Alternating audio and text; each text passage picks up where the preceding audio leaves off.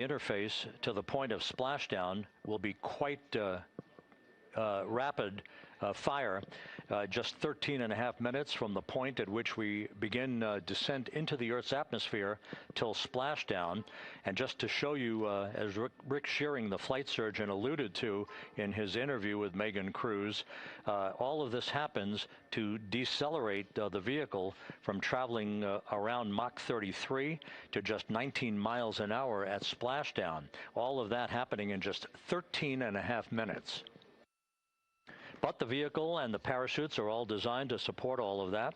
So we'll be standing by to report all that to you in sequential fashion as these milestones are ticked off and as we hear from the crew during its entry back into the Earth's atmosphere and ultimately when they emerge from the blackout period. And at that point, we'll be just minutes away from splashdown.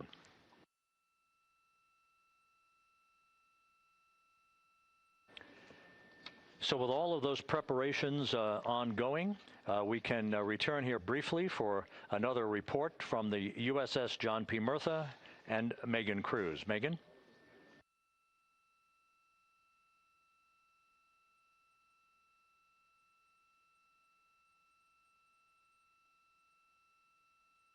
And we'll regain that communication with the USS John P. Murtha just momentarily. In the meantime, everything is on track aboard Integrity, the flight control team here in Houston, led by Entry Flight Director Rick Henfling. The voice you will hear talking to the crew is that of Jackie Mahaffey. She will be reporting everything to the crew and receiving their reports as they enter the Earth's atmosphere for their 13.5-minute plunge back into the atmosphere for splashdown off the coast of San Diego. Now we have the ship back with us and Megan Cruz aboard the USS John P. Murtha. Megan? 11 balloon, right?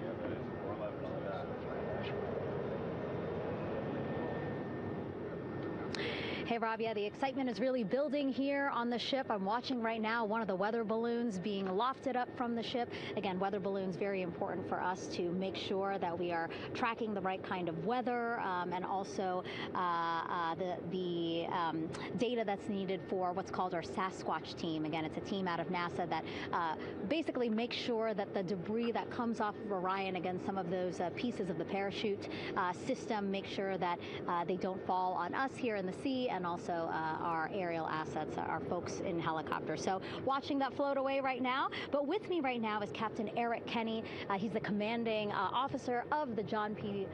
Murtha naval ship. Thank you so much for being here. There are so many moving parts that you have to keep an eye on. That's absolutely right, yeah.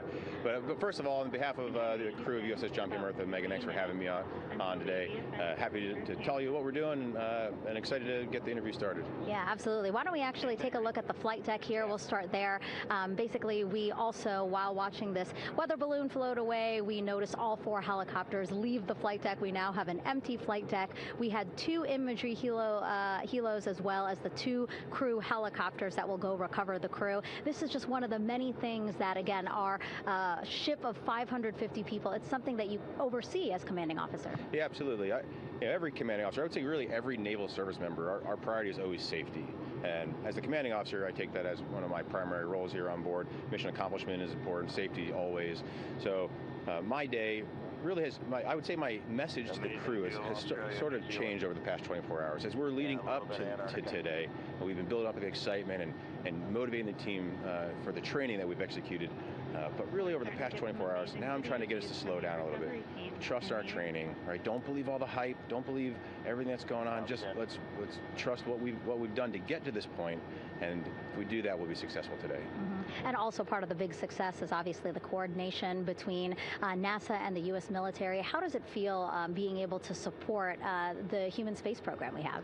Yeah, I mean, since 1959 with Mercury, Gemini, Apollo, the history between NASA and the Navy has been in lockstep.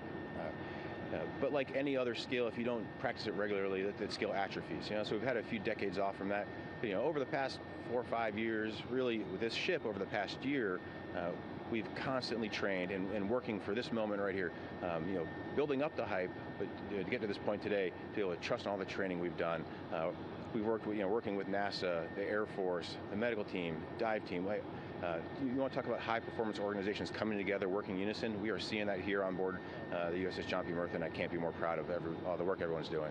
Yeah, you had some great words this morning saying just that, again, that it's really nice to see everybody working together and so excited. I mean, you just became the commanding officer of this ship back in February. How does it personally feel for you to be a part of this historic moment today? Yeah, I mean, first and foremost, I'd say any opportunity to command any warship in the United States Navy is a tremendous honor, is a pinnacle of any naval officer's career.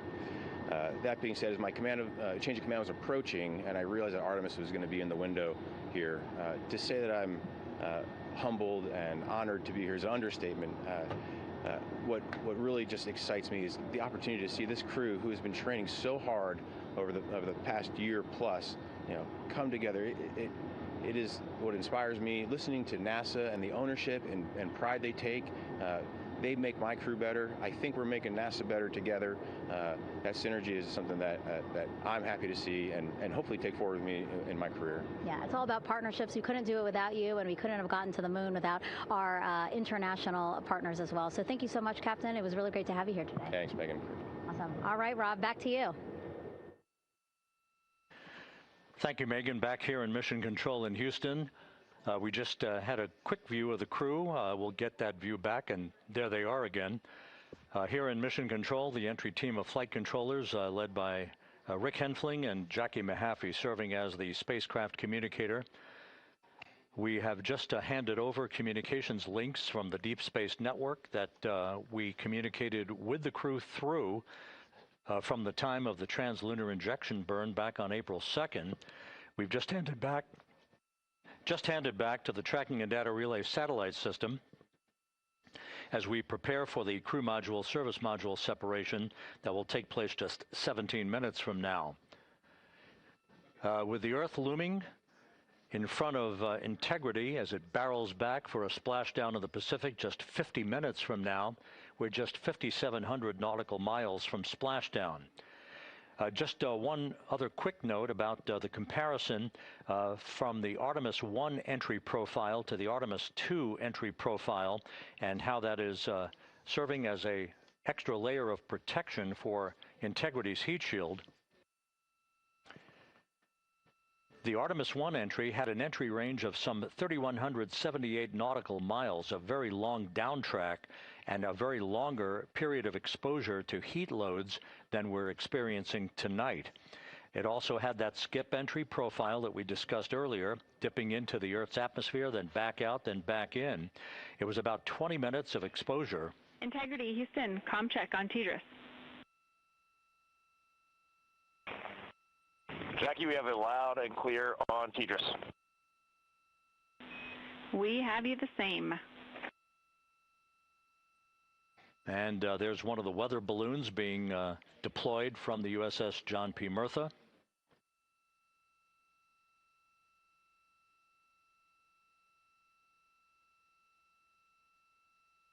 So the Artemis I entry had the vehicle. Any update on GPS? We haven't seen a track in yet.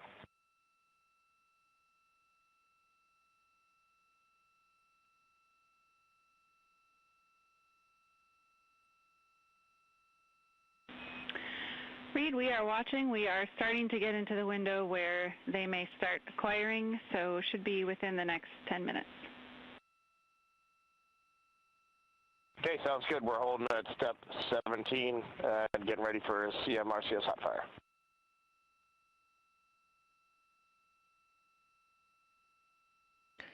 And that exchange indicating that we are expecting to acquire data from the GPS system on board. That'll be a navigational tool that will basically tell Integrity's computers that they're on track down the center line of the corridor for the entry interface that will lead them to their splashdown point. Once again, the Artemis I entry exposed the heat shield for about 20 minutes of peak heating. For Artemis II, we're going to reach a downtrack distance of 1,701 nautical miles from the point of entry interface with just 14 minutes of duration. And it's basically a different angle of attack, a little bit steeper angle of attack that will protect the heat shield from excessive heat loads. So that is the difference between Artemis I and Artemis II, all designed into this mission to gather data, to protect the heat shield, since the Artemis III mission and beyond will have a different designed heat shield that will allow that skip entry type of profile to be resumed for all of the future missions coming back from the south pole of the moon when we initiate lunar landings. So we've handed over to the tracking and data relay satellite system. That's where we'll have communications for the rest of the flight. Just to give you some time hacks here, we're 13.5 minutes away from crew module, service module separation, and just 17 minutes away from the raise burn, that 19-second firing of the thrusters that will basically be the final fine-tuning of the angle of attack for integrity as it enters the Earth's atmosphere.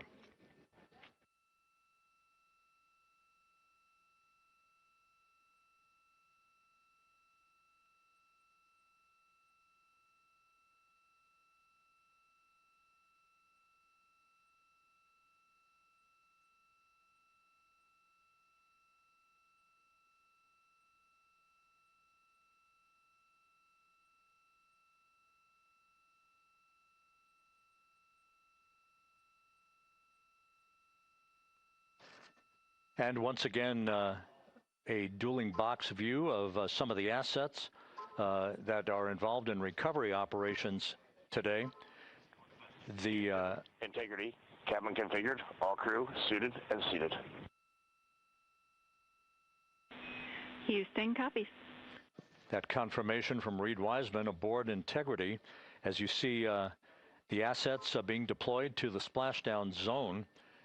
At the time of splashdown, we expect the John P. Murtha to be about 5 miles away from Integrity, keeping a safe distance until we are sure that the vehicle is in the water and upright, and that it is in a good configuration system-wide for the recovery teams to begin to approach the vehicle to erect that inflatable raft.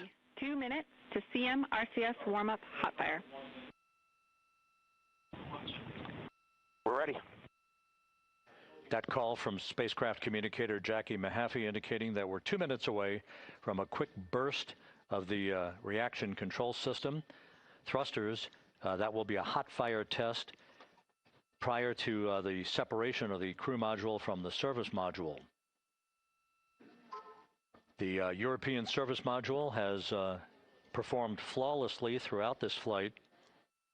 Everything, all the burns that had been prescribed for that service module have been executed on time and without a problem. There is the European flight control room that has overseen the manufacturing, the design of the European service module. They deserve quite a bit of credit on this mission for not only propelling the Integrity and its astronauts toward the moon, but also conducting the fine-tuning of its trajectory to bring it to this point where we are dead spot on down the middle of the corridor trajectory-wise to bring Integrity down for its splashdown in the Pacific just 44 minutes from now.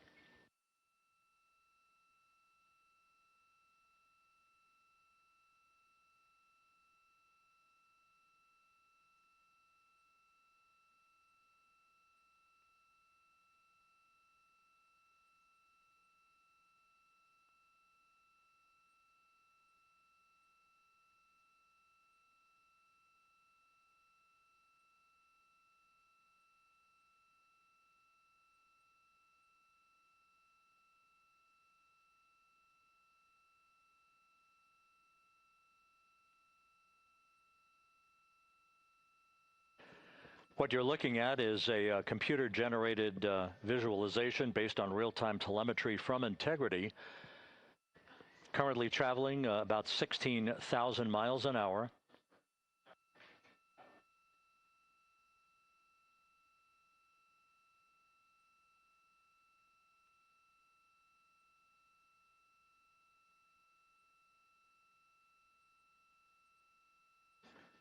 Integrity traveling about 16,000 miles an hour. For the prop cautions, we're taking a look.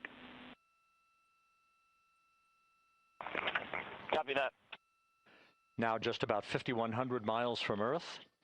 Splashdown scheduled 43 minutes from now.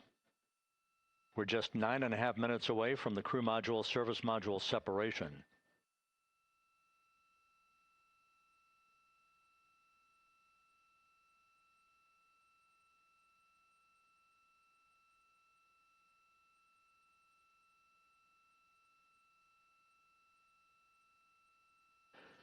We are confirming. Integrity, we are assessing details, but so far looks like a good hot fire. Looks good on board, Jackie. Thank you. And Jackie Mahaffey took the words out of my mouth. I was just about to say that we had a good hot fire test of the thrusters in advance of the crew module service module separation that's coming up just 8.5 minutes from now. This will begin the period in which we will have rapid-fire succession of critical activities on board that will lead to entry interface just 28 minutes from now, where the vehicle will enter the Earth's atmosphere at an altitude of 400,000 feet. The time of entry interface, 6:53 and 30 seconds p.m. Central Time.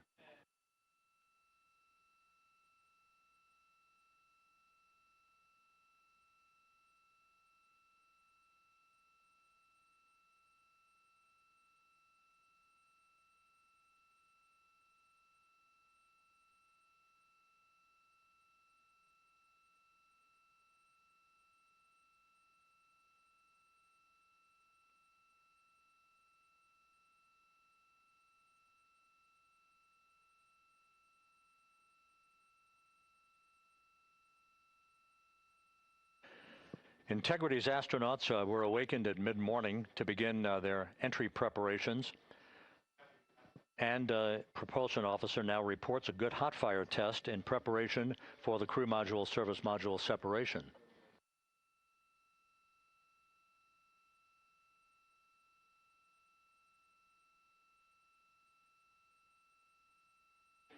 We're now inside 41 minutes until splashdown.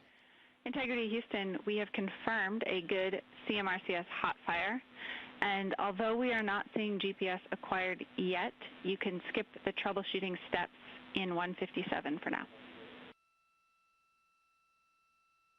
Integrity copies.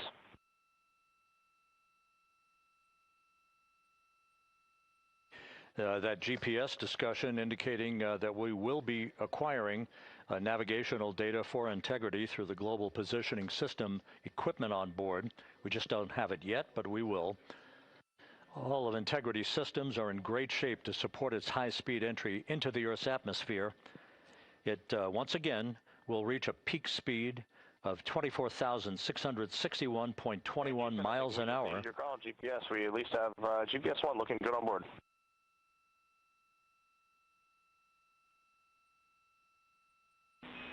We are confirming.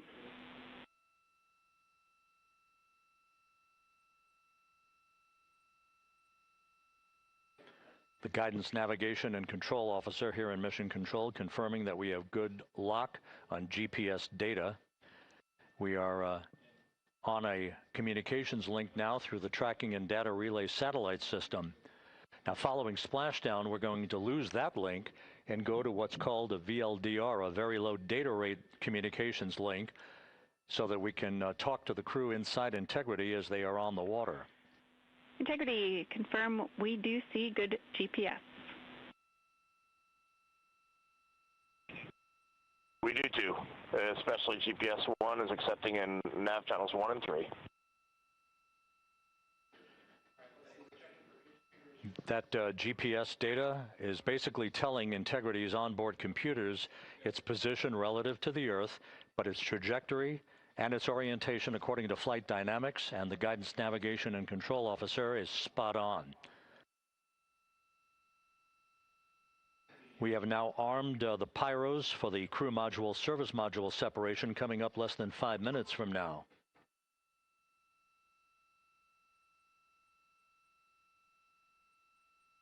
Once again, just 10 seconds after entry interface, we will see Integrity reaching its peak speed of 24,661.21 miles per hour.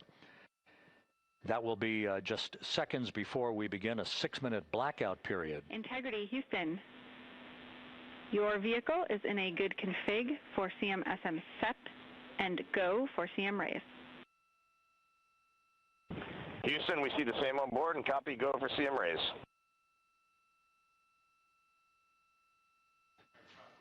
That CM raise referred to as the slight firing of 19 seconds by Integrity's thrusters with a change in velocity of 9.9 feet per second, a slight nudge of the aft end of the vehicle so that it's tilted a bit upward, providing the final angle of attack as the vehicle enters the Earth's atmosphere.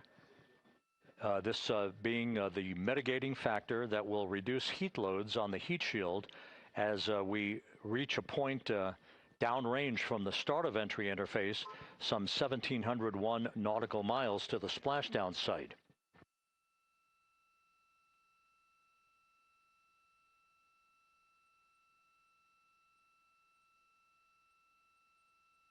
Integrity systems in excellent shape. We are currently 3,300 nautical miles left in this mission. Splashdown scheduled 36 minutes, 39 seconds from now.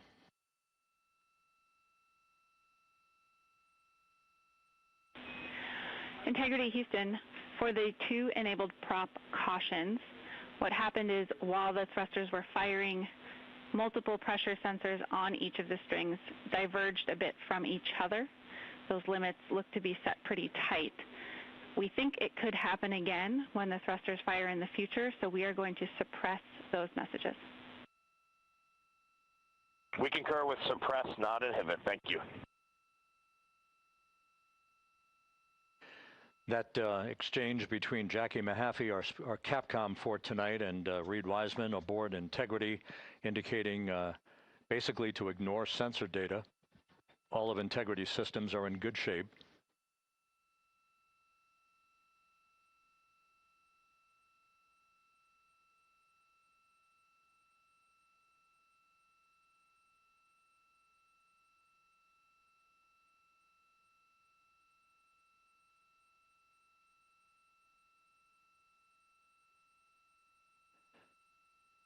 Now, coming up on about 90 seconds till the crew module, service module separation.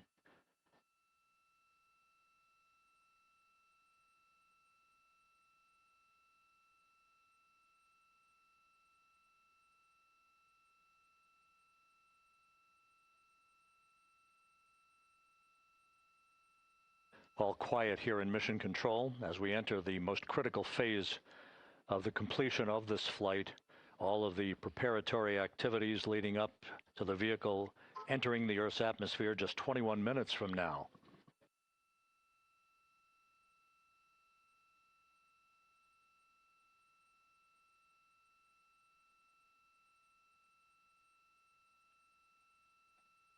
Coming up on 1 minute. Mark 1 minute till crew module, service module separation.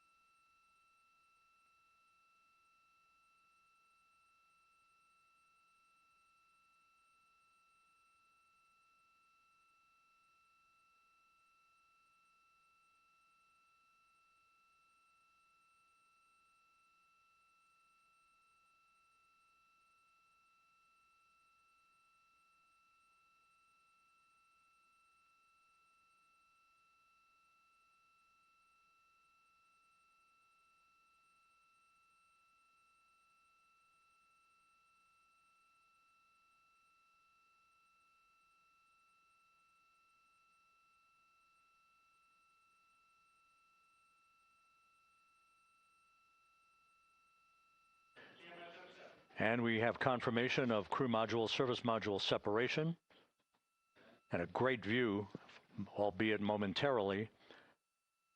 Houston, good step on board. Houston copies and concurs. The European service module now separated from Integrity, a job well done. Integrity, no action for the 4 CDH cautions. Those are SM related, not applicable. Integrity.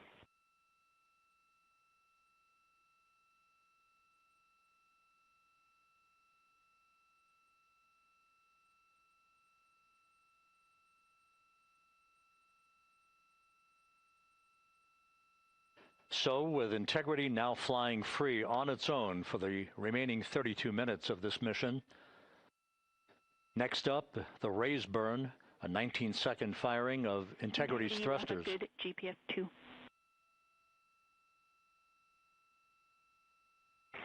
Integrity copies. Good GPS 2. Coming up on the 2-minute mark until the raise burn. Again, this is the final tweaking of the orientation of Integrity to put it in the right angle, if you will, the angle of attack that it will fly in during its entrance into the Earth's atmosphere. Entry interface now just 18 minutes, 25 seconds away. This is a visualization, but driven by real-time telemetry. This is the maneuvering of Integrity to the raise burn orientation. Just 2,800 miles from Earth.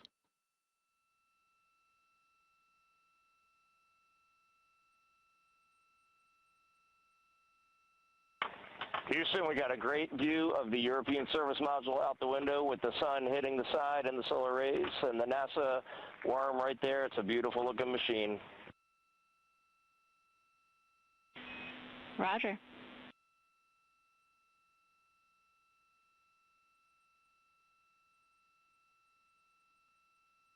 And we have completed the maneuver to the raise burn orientation, 1 minute away from the raise burn.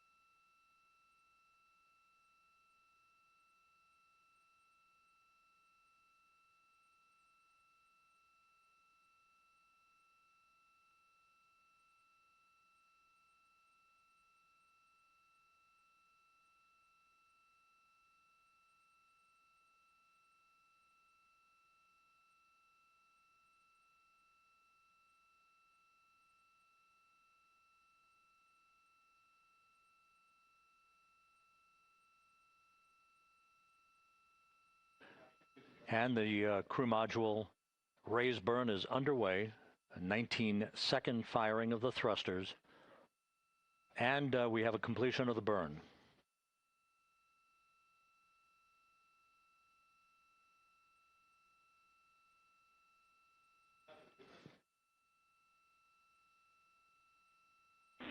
Integrity, good. CM raise burn. Your flight path angle is within limits.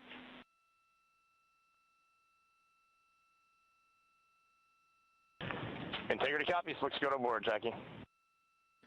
So the final maneuver is now complete. Our trajectory for a splashdown in the Pacific 29 minutes from now is set and will not be amended any further.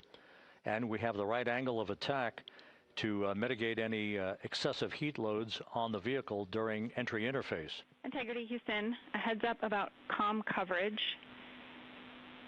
When you perform the 180 roll, for the first minute or so in that attitude, we expect about a minute LOS. We copy.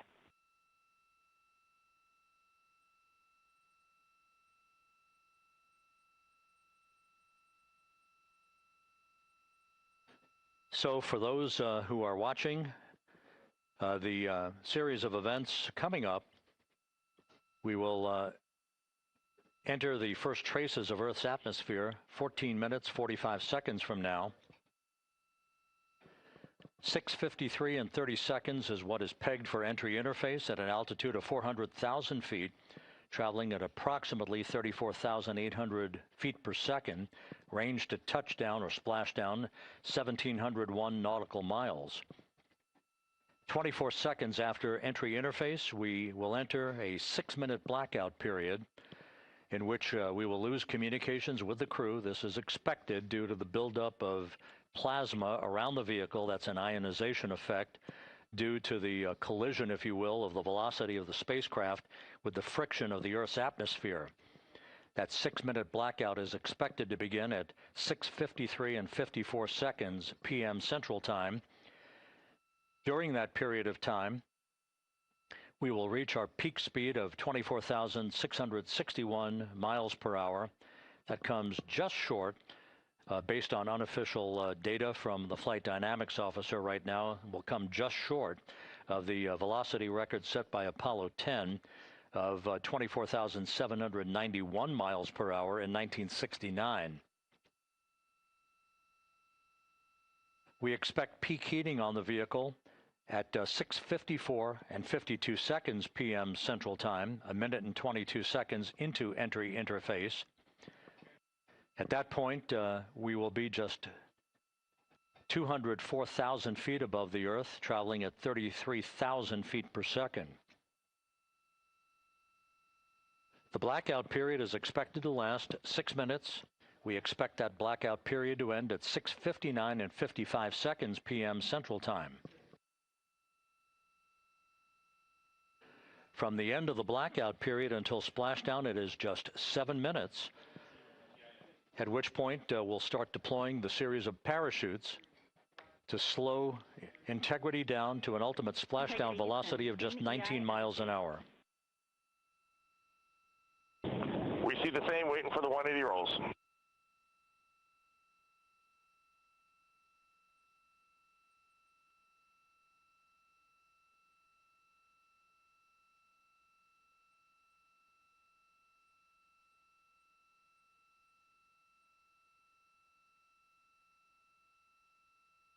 The parachute deployment sequence, once again, will come in several segments, but in rapid fire succession. And we have a great view of the moon out window too. Looks a little smaller than yesterday. Guess we'll have to go back.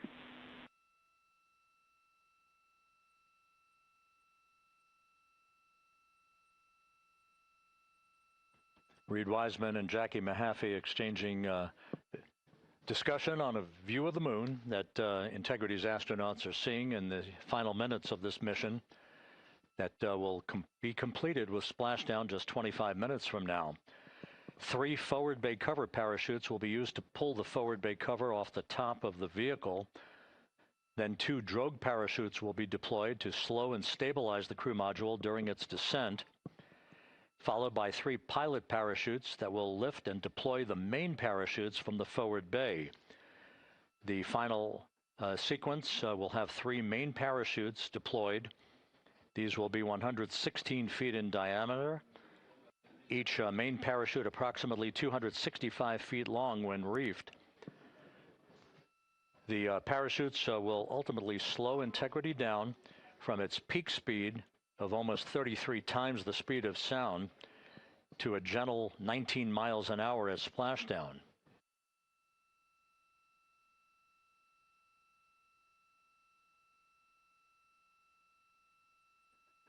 The vehicle is now currently in a roll to the proper attitude for entry interface.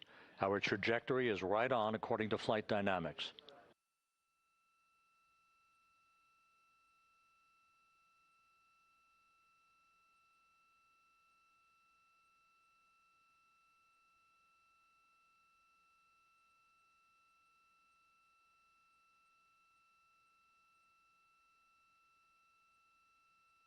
Integrity is on a trajectory from southwest and northeast across the Pacific Ocean, descending at a rate of 15,000 feet per second.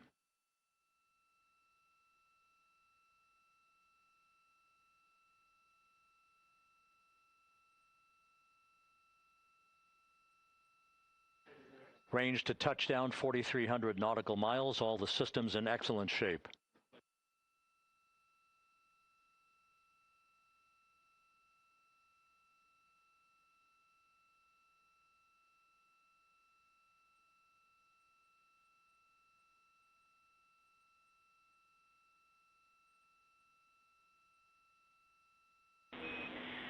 Integrity, Orion in the EI roll 180 attitude.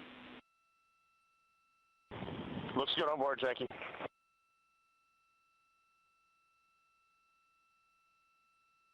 This view out of one of Integrity's windows. We had a call for 3 good baros. Those are barometric pressure sensors that feed altitude and rate of descent information to Integrity's computers that will trigger the parachute deployment sequence.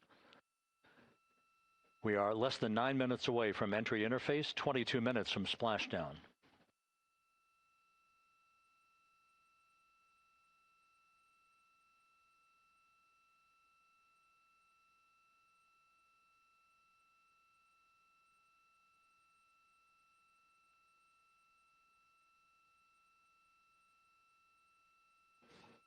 You can see the reflection of one of the crew members in the window.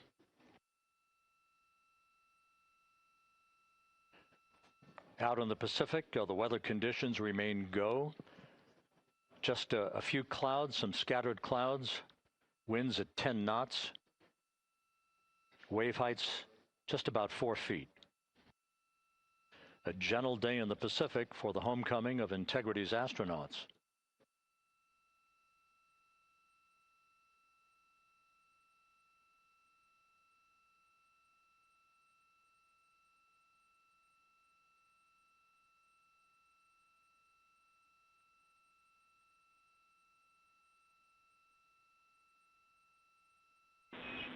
Integrity back in EI attitude.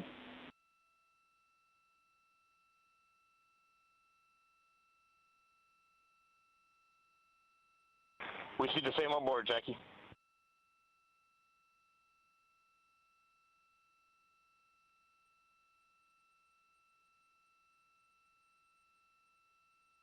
Houston, purge is complete. Crew and vehicle are configured for entry. Houston copies. And we're in step 37, transferring nav state to BFS.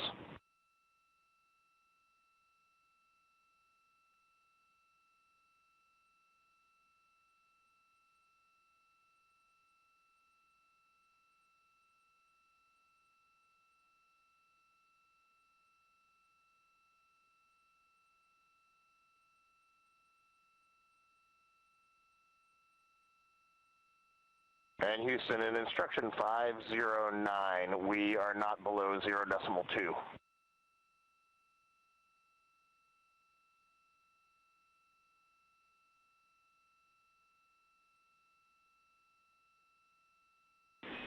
Integrity, no action required. Integrity.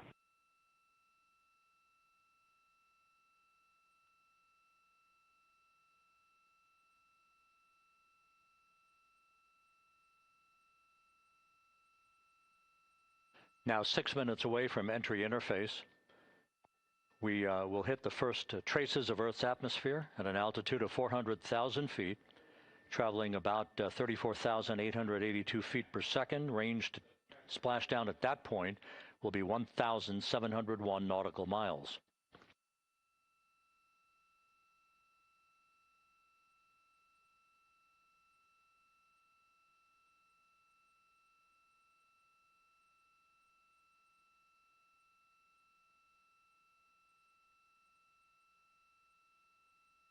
And once again, just a reminder, some 24 seconds after entry interface, we do expect to lose communications with the vehicle and the crew during a 6-minute blackout period when a plasma shield will build up around the spacecraft due to the ionization, due to heating effects. And Flight Dynamics has just confirmed we will have a blackout period of exactly 6 minutes in duration. And once again, that's due to the fact that a plasma buildup around the vehicle will prevent communications and data, so we will not be able to talk to the crew members at that time, nor will we receive data here in the flight control room. Houston, everything is looking good on board. Just confirm no pre-EI downloads. Houston concurs. That blackout period to begin at 6:53 and 54 seconds p.m. Central Time, and again will last about 6 minutes in duration.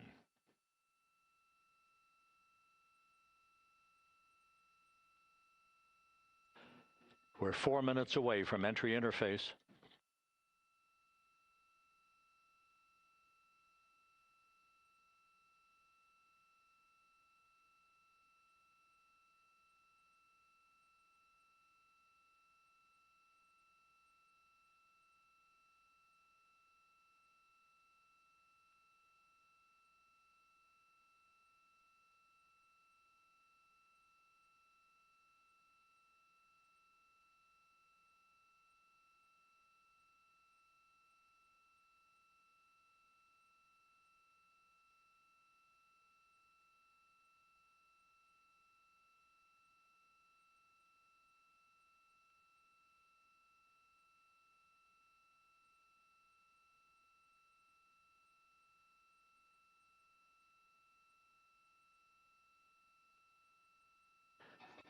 This view from Integrity as it crosses from southwest to northeast across the Pacific Ocean, 3 minutes from entry interface.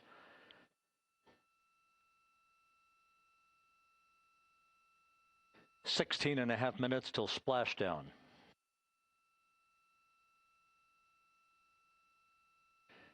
The USS John P. Murtha and the recovery team is on station and in position, as are the airborne imagery assets that we hope to receive imagery from as Artemis enters the Earth's atmosphere and through parachute deployment.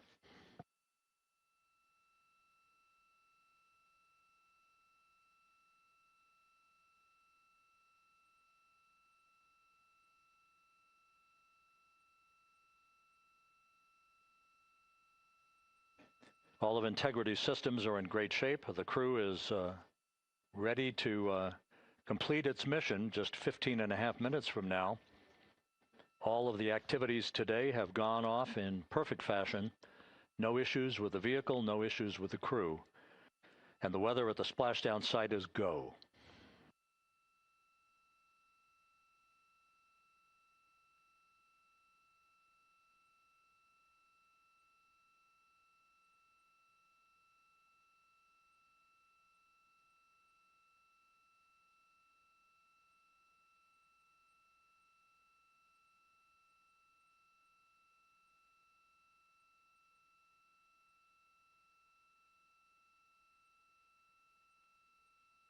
Coming up on 1 minute until entry interface.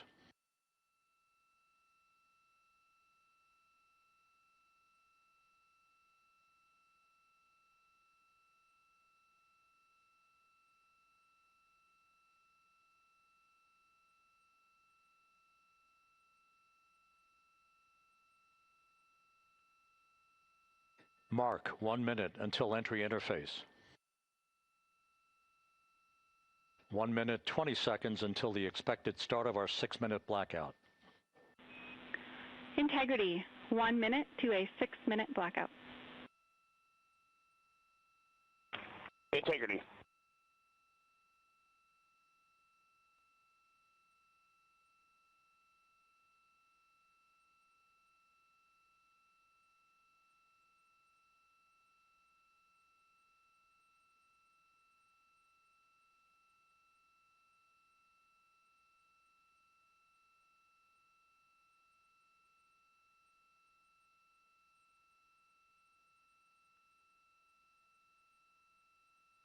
Ten seconds till entry interface.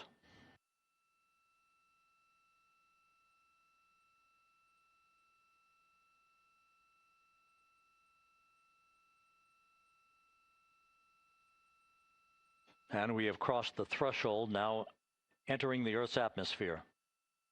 We're at 400,000 feet, traveling 34,800 feet per second.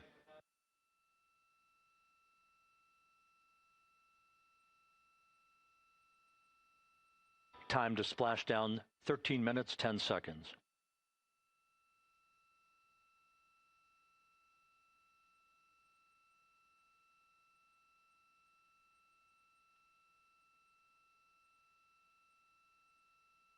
And as predicted, we've entered our communications blackout. This will be a 6-minute blackout period. No voice, no data from the crew.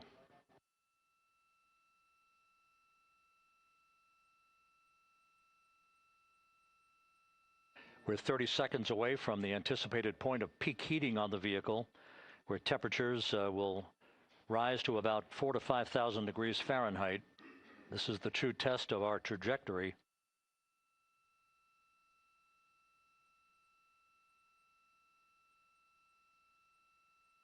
And from the G5 aircraft in the vicinity of the splashdown zone, this view of integrity. So that pinpoint of light shows the vehicle as it enters the period of peak heating in the Earth's atmosphere, the first tug of gravity being felt by Integrity's astronauts since their launch back on April 1st.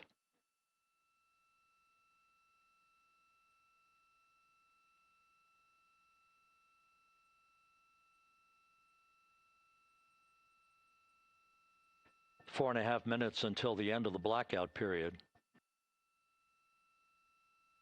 Time to splash down, 11 minutes, 33 seconds.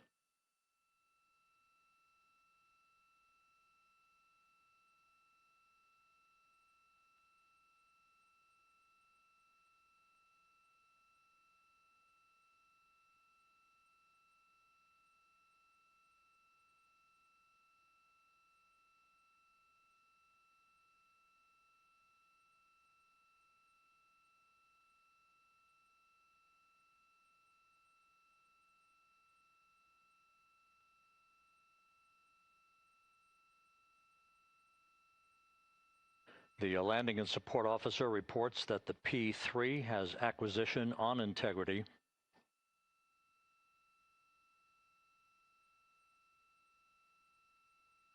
Three and a half minutes left in this blackout period. This is a visualization of the plasma buildup around the spacecraft and the repelling of that heat on Integrity's heat shield.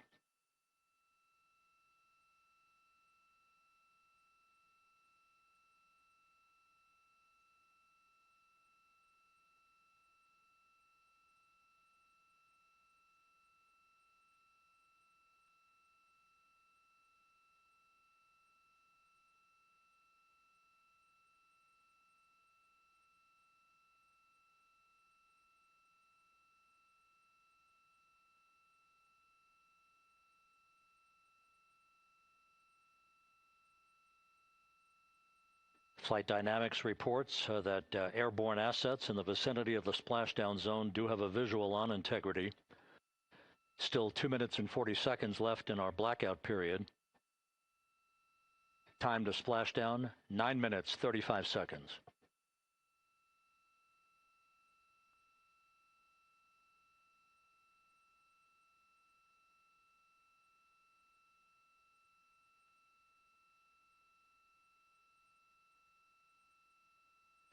Multiple airborne assets as part of the recovery team all have visuals on Integrity.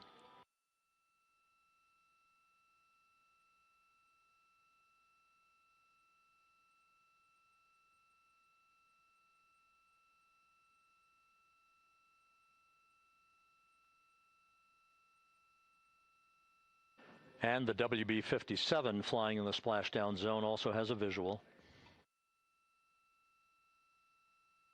And the Navy helos also have visuals.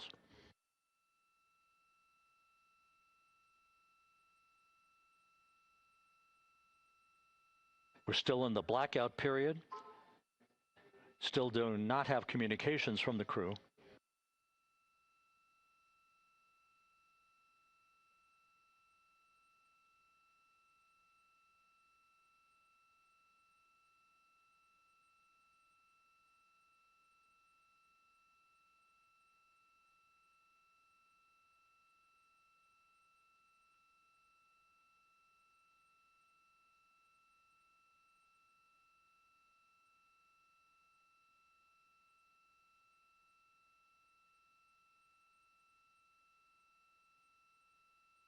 We're standing by for communications from the crew.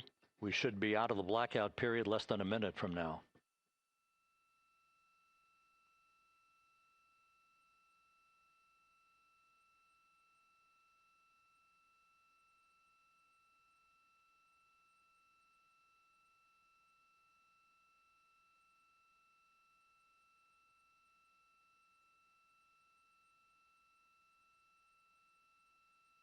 We are now processing data from integrity.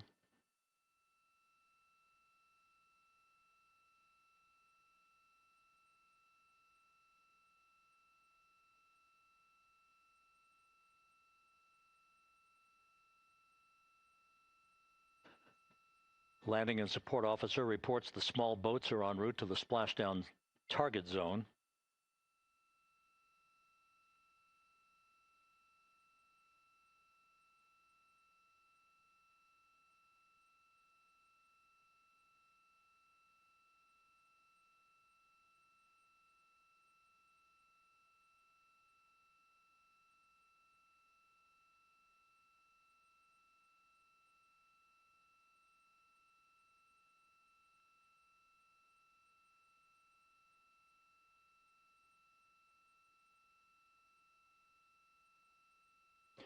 Passing through 150,000 feet, our trajectory is perfect. We're getting intermittent views of integrity. Still waiting to establish voice communication.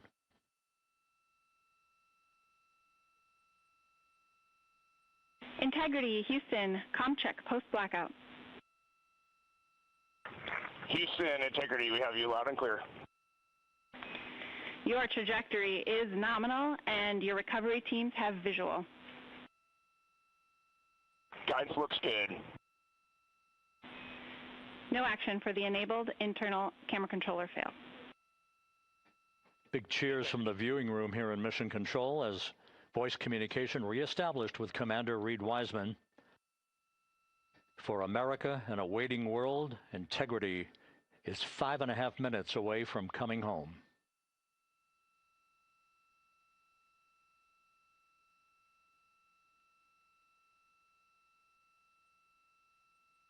Passing 100,000 feet now. Range to splashdown 19 nautical miles.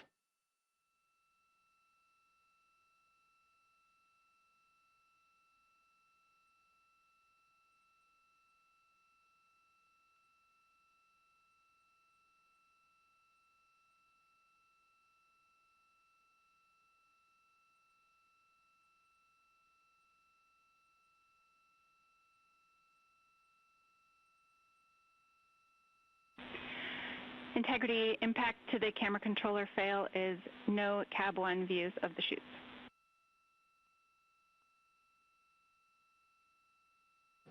Integrity. We're processing good data through the GPS system. A good view of Integrity, time to splashdown 4.5 minutes.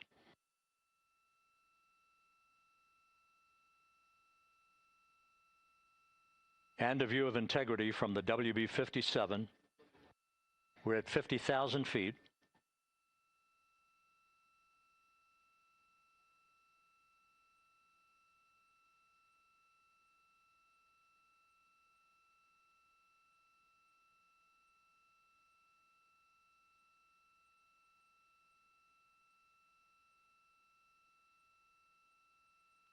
The pyros are armed for forward bay cover jettison.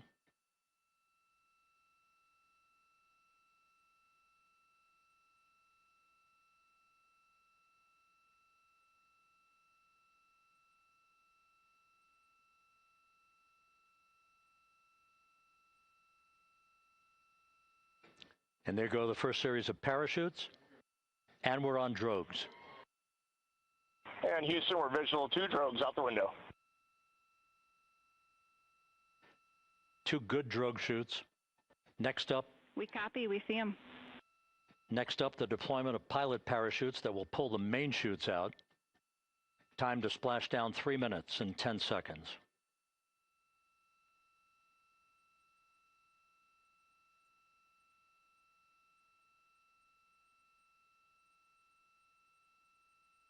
Perfect descent rate according to flight dynamics. Good rates on 2 drogues.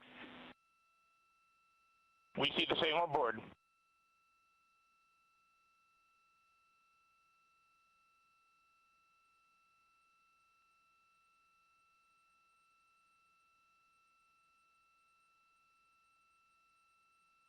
Passing through 10,000 feet, still on drogues.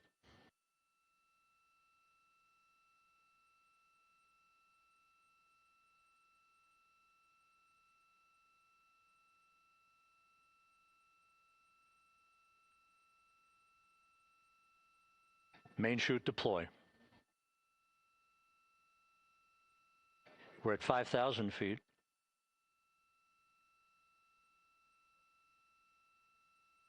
Search and recovery beacon has been activated on integrity. And we have 3 good main chutes. Good 3 main chutes, good reefing, good descent rate. Good rates, and we see 3 good-looking parachutes.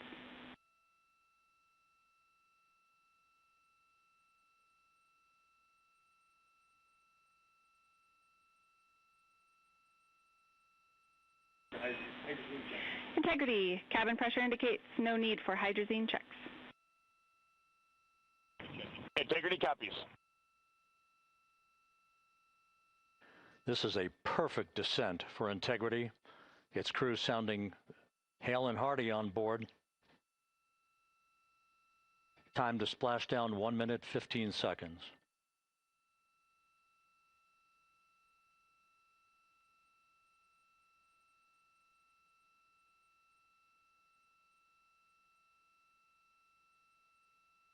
Integrity about to complete a journey spanning 694,481 miles from its launch from the Kennedy Space Center back on April 1st, and a trip around the moon.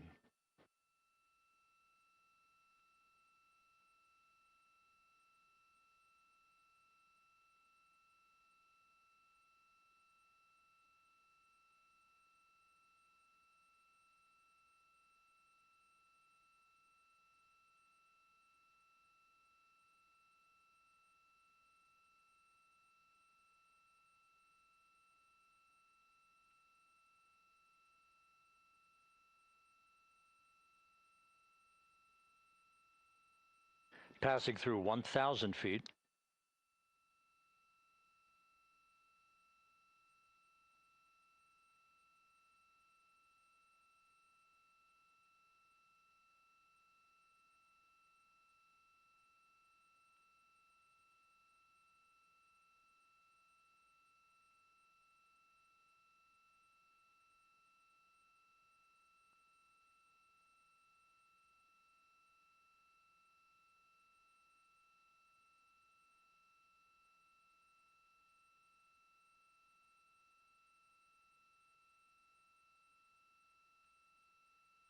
Houston Integrity, splashdown, sending post-landing command now.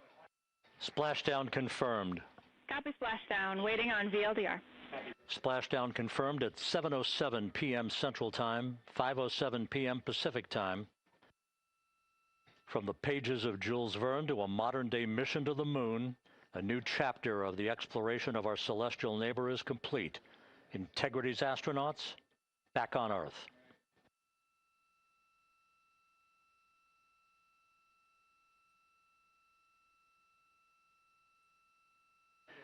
And the landing and support officer reports the vehicle is stable 1. We still will be deploying the crew module uprighting system to maintain that orientation. A perfect bullseye splashdown for Integrity and its 4 astronauts.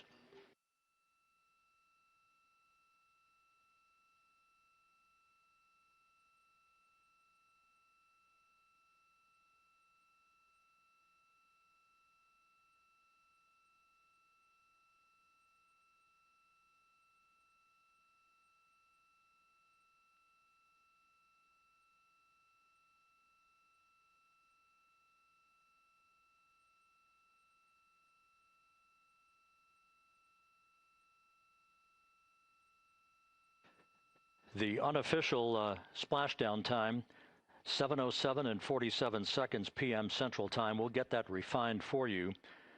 That would put the end of the mission at a mission elapsed time of 9 days, 1 hour, 31 minutes, 35 seconds.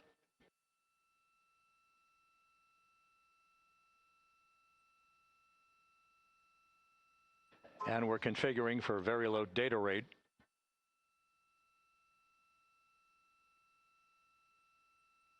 Once again, splashdown occurring in the Pacific, southwest of San Diego at 7:07 and 47 seconds p.m. Integrity Houston, comm check on VLDR.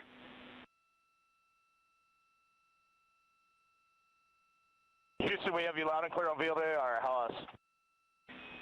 We have you the same. We'll meet you over in post-landing. Perfect communications established. What a journey. We are stable 1, 4 green crew members. Houston copies all. Reed Wiseman reporting 4 green crew members. That is not their complexion. That is the fact that they're in great condition. That's what that means. So stable 1, upright. The crew module uprighting system is being deployed. The 5 airbags being inflated through helium to maintain the upright configuration for the vehicle. This was a textbook entry and a textbook touchdown for Integrity. Reed Wiseman, Victor Glover, Christina Cook, and Jeremy Hansen back on Earth after a journey around the moon.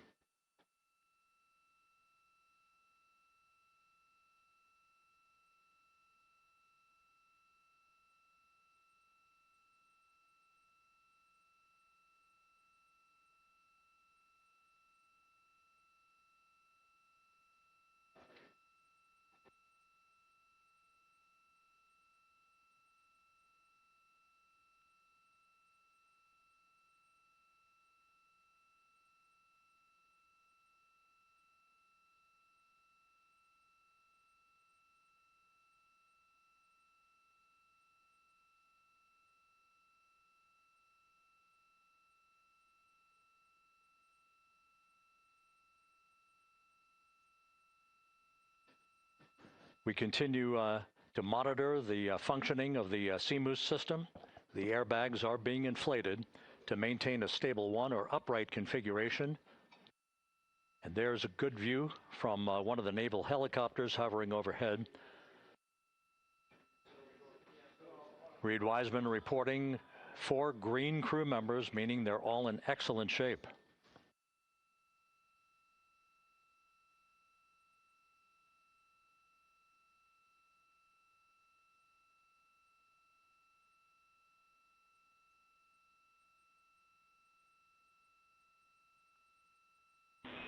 Integrity Houston for SAR beacon and radio.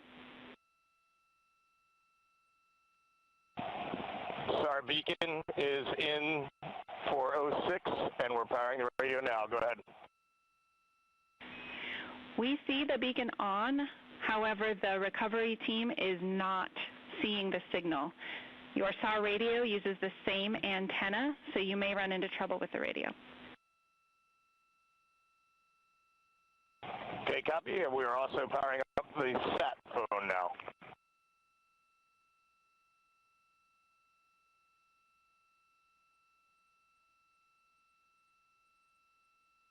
So Integrity is in great shape, and as the crew continues its post-splashdown timelined activities on board, Reed Wiseman once again reporting that all 4 crew members are in excellent shape. And we have 5 inflated airbags to maintain an upright configuration so that the recovery team can now begin a slow approach to the vehicle. Meanwhile, here in the flight control room, Entry Flight Director Rick Henfling is polling his team of flight controllers for the start of powering down the vehicle after a thorough systems check. We have no toxic gases to be concerned about, so the recovery personnel can approach the vehicle, but not until we have powered down the spacecraft. That's expected to take a few more minutes.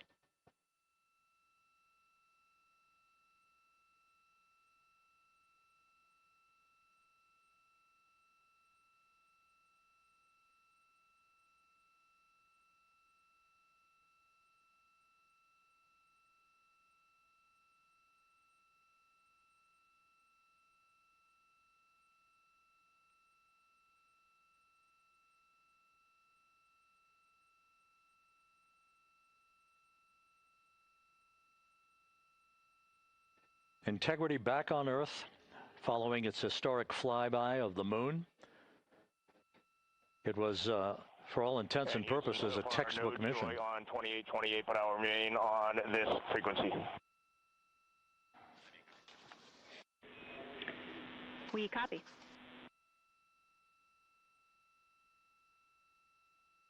Reed Wiseman indicating some trouble with the SARSAT phone on board, but that's not an issue. What is more important is that the vehicle is solid. No issues as we begin the power down of the vehicle to begin the recovery process.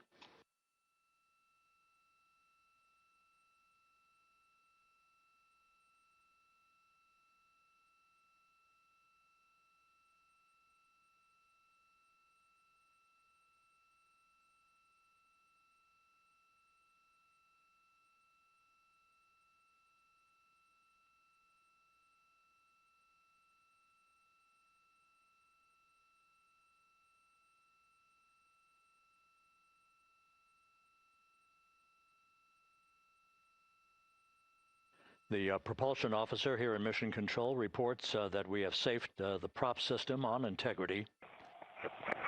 Can you say again that was very weak and broken?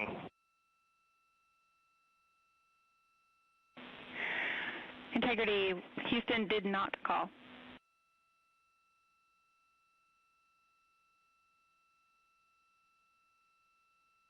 Copy that, Houston. It might have been on the SAR radio. Stand by.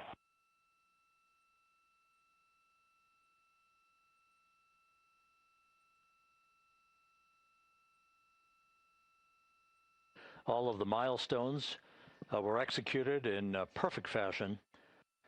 Integrity entering the Earth's atmosphere right on time, reaching its peak speed shortly after a blackout period began. We emerged from the blackout period, but the recovery imagery airborne assets were able to pick up Integrity's descent almost immediately through entry interface, tracking the vehicle all the way down. And finally, you saw the sequence of chute deployments. First, the forward bay cover being pulled off the top of the vehicle by a series of 3 parachutes. Then the drogue chutes were deployed, followed by the 3 main chutes that slowed the splashdown velocity of Integrity to just 19 miles an hour.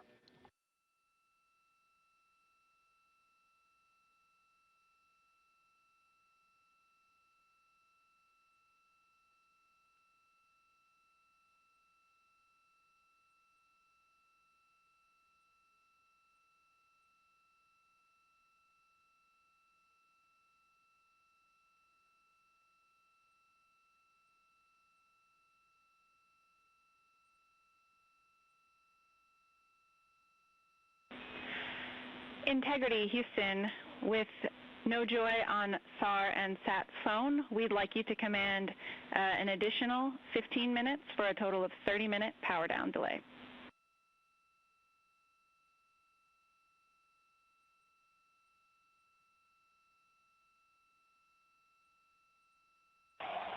All right, Jackie, we have selected T/D+30.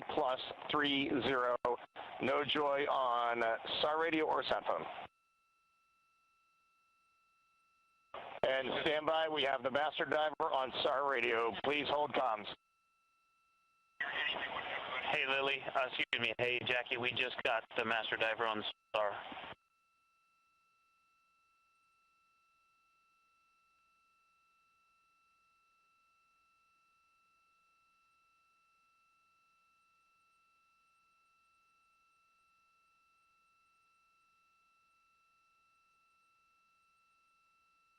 A good view of one of the fast boats. Integrity, Houston, if you are happy with your comm with master diver, you can go back to the 15-minute power down. Okay, stand by. Yeah, we'll confirm here in a second. The crew on board Integrity coordinating with the flight control team in Houston here in Mission Control on the timing of the power down of the vehicle, which will be the precursor to the recovery teams approaching the spacecraft. There are no issues with integrity. We've had a bit of broken capability in establishing a SARSAT or satellite phone communications capability between the crew on board Integrity and the recovery team. That will get sorted out here shortly. There's plenty of cooling on board Integrity, so there's no rush to begin the power down. I tried to call you on the sat phone and not getting an answer there either. Concur. We haven't had anything come through.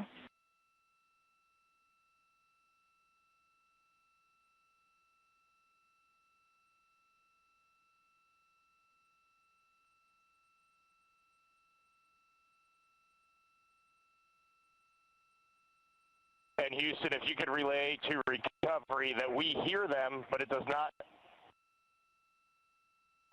appear as though they are hearing us.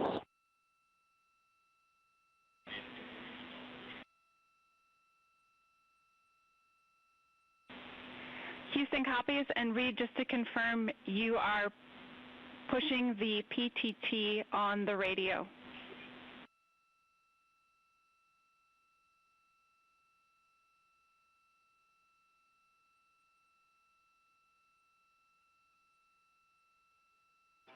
So as we continue to sort out the communications between Integrity and the recovery teams, we are standing by for the initiation of the power down procedures that, as you see, the recovery teams are moving towards the side of the capsule. The next major event will be the erection of that large inflatable raft called the front porch. That will be the port of call for the crew as they're being extracted one by one from the vehicle.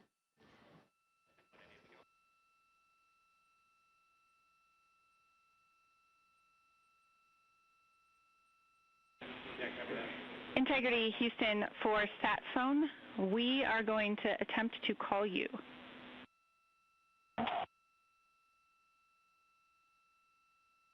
Good idea, standing by. And Jackie, yes, we are pushing the push to talk, the two buttons on the left side of the radio below the up-down arrows. We are utilizing them. I'm rebooting the radio to see if we get good comms. Okay, we copy all, and just to confirm, you are seeing that you are touchdown plus 3030 for power, correct? That's affirmative.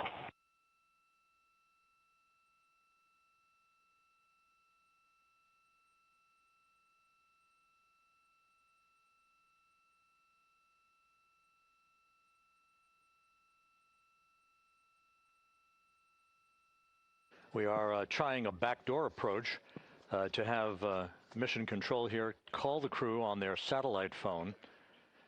This is all part of the coordination for the power down of the vehicle that will initiate the actual recovery operation. The first boats with the Navy divers on board are standing by, waiting to close in on Integrity to begin the process of erecting the large inflatable raft that's called the front porch that will be where the astronauts are extracted from so that they can have a few minutes to get their land legs back before they're hoisted aboard the Navy helicopters for the flight back to the deck of the USS John P. Murtha. Cannot reply.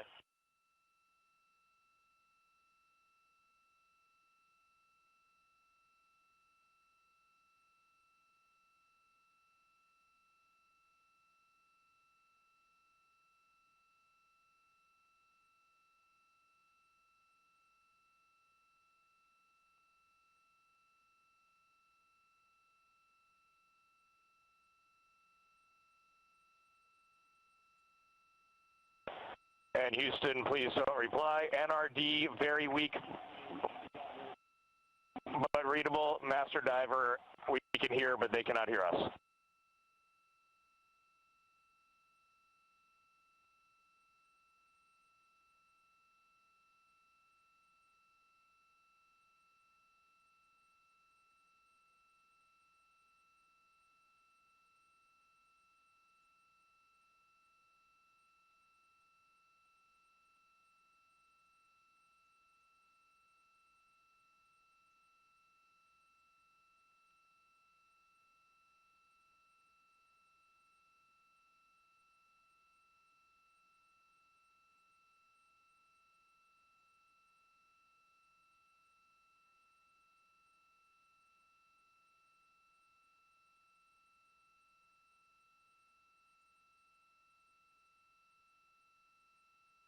And Houston on OE1, is there any chance to tie us into NRD?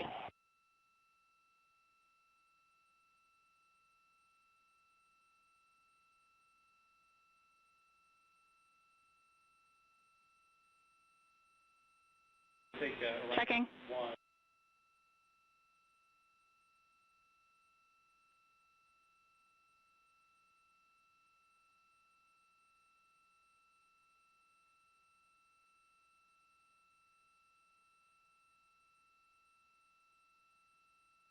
This is Mission Control, Houston. While we stand by for the establishment of communications between Integrity and the recovery team that is basically standing by very close to the spacecraft, we're going to go to the deck of the USS John P. Murtha, where Megan Cruz is standing by with Administrator Jared Isaacman.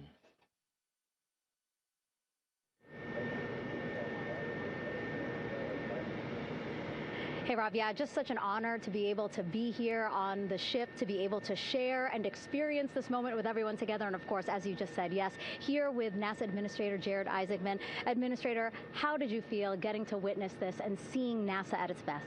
Oh, I mean, I'm honestly, I'm still at a loss for words. I mean, you know, like the childhood Jared right now can't believe what I just saw. I mean, almost been waiting my whole lifetime to see this, and then it's NASA Administrator. I just couldn't be more proud of the entire workforce, the years, the effort, the late nights, all the hard work from across the country that contributed to this incredible moment right now. And yeah, incredibly grateful too for our teams here on the John P. Murtha right now. Yeah, look at them behind us here. We've got everybody. Hey, what do you guys think? We just brought some astronauts back from the moon, huh? Unbelievable. Thank you. Yeah, so grateful to the Navy, the sailors that are here, the NASA teams. I mean, this is a joint effort that's on their way right now. These recovery forces are getting out to our Orion spacecraft, to Integrity, get our astronauts back on the ship safely. Yeah, and this is not just an accomplishment for NASA. This is an accomplishment for humanity. Again, a historic mission to the moon and back. How does this make you feel, and what do you hope people take away from this? Well, I'll tell you, I think about the crew members that we've all had an opportunity to observe over the last 10 days, right? I mean, they're absolutely professional astronauts. I mean, wonderful communicators, almost poets. But then I think these were the ambassadors from humanity to the stars that we sent out there right now. And I can't imagine a better crew than the Artemis II crew that just completed a perfect mission right now. So yes, it's a huge moment for everybody, right? I mean, we are back in the business of sending astronauts to the moon, bringing them back safely, and to set up for a series more. I mean, this is not a once in a lifetime, which you hear sometimes around here. It's like, this was a once in a lifetime. No, it's not. This is just the beginning. We are going to get back into doing this with frequency, sending missions to the moon until we land on it in 2028 and start building our base. Yeah, are we going to build on the momentum for Artemis III? I mean, it's just around the corner. Absolutely. So, I mean, that's, part of me too. Like, I can't wait to get the crew off of Integrity right now, but also getting Integrity back on this ship so we can start taking a look at it, because all that data is so precious to us right now. I mean, we are going to definitely want to take a good look at the thermal protection system. We're going to want to download all the data they couldn't transmit back to us and use that to inform Artemis III. But we're already making progress, right? You had SRB segments already showing up at KSC. Core stage for Artemis III is rolling out on April 20th. We're getting Mobile Launcher 1 back in vehicle assembly building. So yes, there is a lot to celebrate right now on a mission well accomplished for Artemis II, and at the same time, we got to start getting ready for 3. Amazing. And last question, for people who joined us for all 10 days to see what we can accomplish together with our international partners, what do you think about the fact that we're going to keep doing this more and more and more?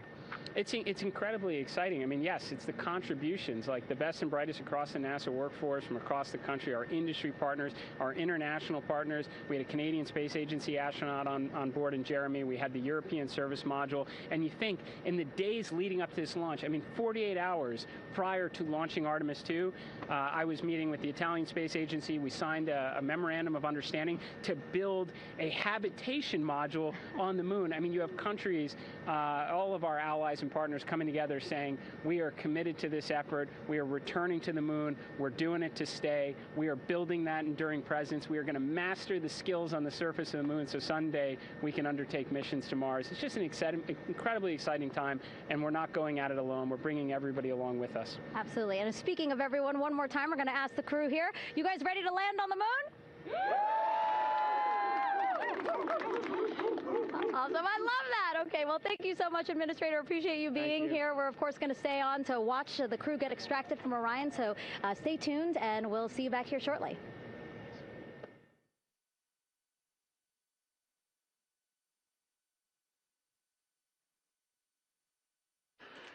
Thank you, Megan, and thank you, Administrator Isaacman. We are in the process of working to establish that communications link and to establish the procedures that will lead to the power down of the spacecraft, which is gently bobbing in the Pacific following a bullseye touchdown that occurred at 7:07 p.m. Central Time, 5:07 p.m. Pacific Time, 2.5 hours before sunset in the Pacific, southwest of San Diego. We have once again heard from the crew during that interview opportunity with the administrator, and we have 4 healthy crew members on board.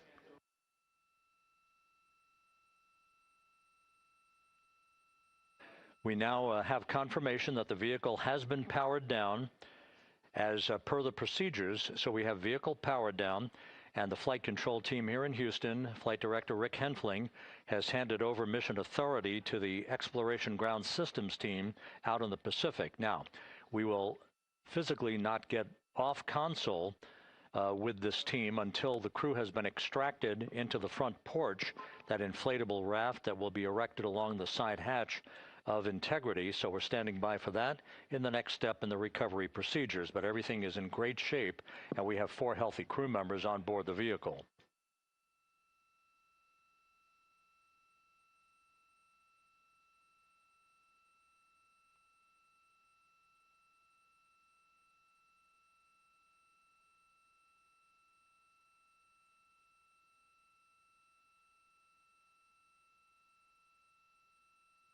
All of the entry events went by the book, no issues, perfect trajectory for Integrity that was culminated with one final raise burn to improve the angle of attack for the vehicle as it entered the Earth's atmosphere. All of that flight dynamics computation worked like a charm.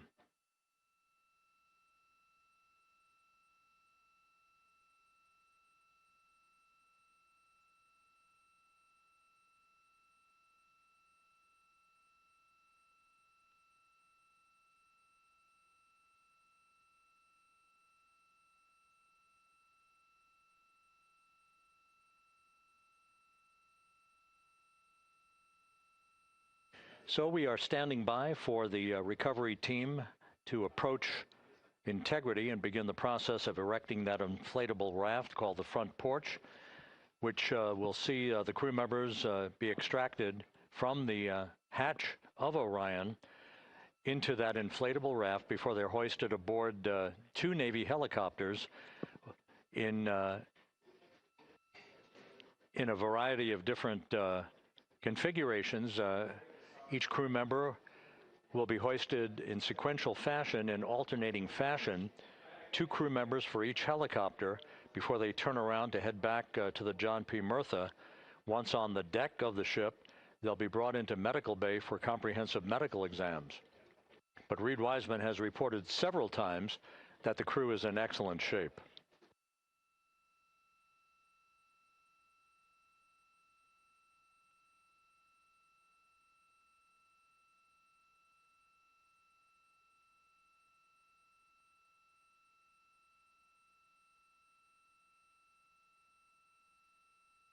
So just to recap, it has been some 26.5 minutes since the splashdown of Integrity in the Pacific. The vehicle is in excellent shape.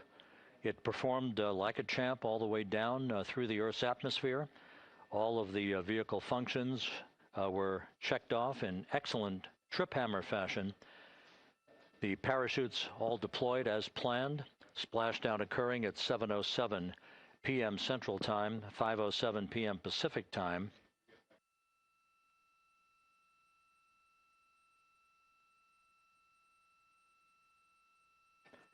And after a bit of a tussle to try to establish a communications link with the recovery team, we were finally able to run through the procedures for the powering down of the vehicle. We've handed over mission authority to the Exploration Ground Systems folks out in the Pacific, and the recovery team will be approaching the vehicle shortly to erect the inflatable raft called the front porch before opening the hatch to integrity to bring the crew members onto that raft before they're hoisted onto two Navy helicopters, two crew members for each helicopter, before they're flown back to the deck of the USS John P. Murtha.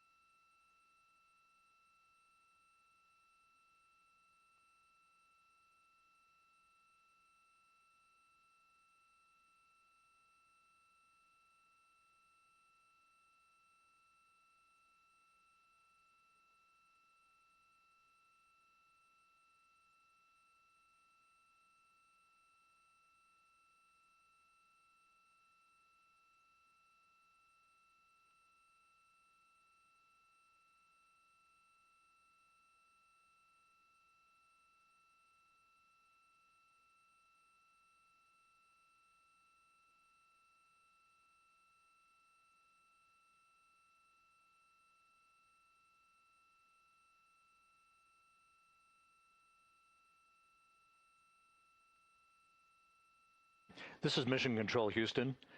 After talking to the flight dynamics folks, we have a bit of a refinement on the splashdown time for you. Their computation shows a splashdown time of 7:07 and 27 seconds p.m. Central Time, 7:07 and 27 seconds p.m. Central Time.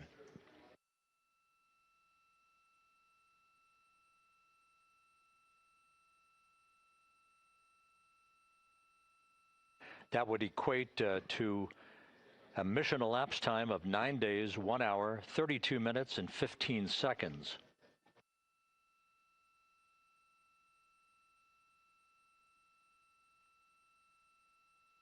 Once again, from Flight Dynamics, a splashdown time of 7:07 and 27 seconds p.m. Central Time. That would equate to a mission elapsed time of 9 days, 1 hour, 32 minutes, and 15 seconds.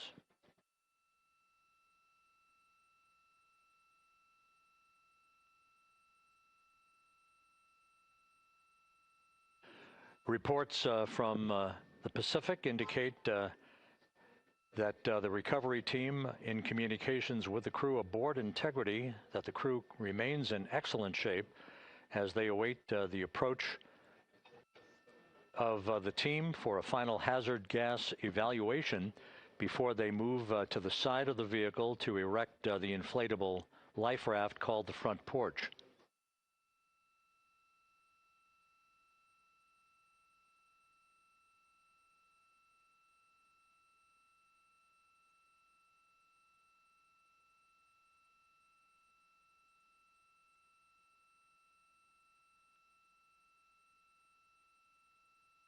Again, no issues with Integrity. The vehicle is powered down.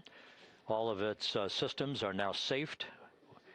We have handed over mission authority to the Exploration Ground Systems folks in the Pacific, but we will not stand down and have the entry flight control team depart its positions until that inflatable raft, the front porch, is erected, the hatch open, and the crew having exited the vehicle. So that's the next step in the recovery process that will lead to the hoisting of the crew members.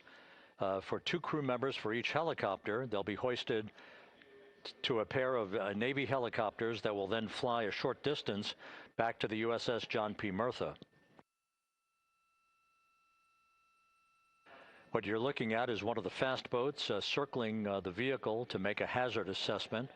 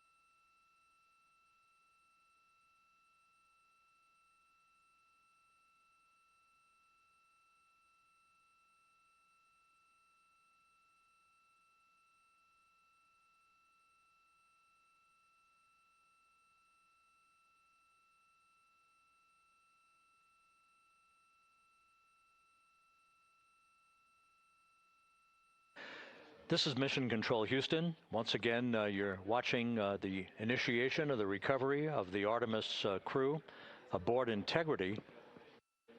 All of the Navy divers and the fast boats are now approaching the spacecraft after conducting a hazard assessment. The vehicle has been powered down. Entry Flight Director Rick Henfling now waiting for the life raft, the front porch, to be erected along the side of the vehicle so that the hatch can be opened and the crew members extracted from Integrity, soon to be hoisted one by one into a pair of Navy helicopters for a short flight back to the deck of the USS John P. Murtha. If you missed it earlier, we talked to Flight Dynamics and received a more official touchdown time or splashdown time, as it were, of 7:07 and 27 seconds p.m. Central Time, 5:07 and 27 seconds p.m. Pacific Time. That would equate to a mission elapsed time of 9 days, 1 hour, 32 minutes, and 15 seconds.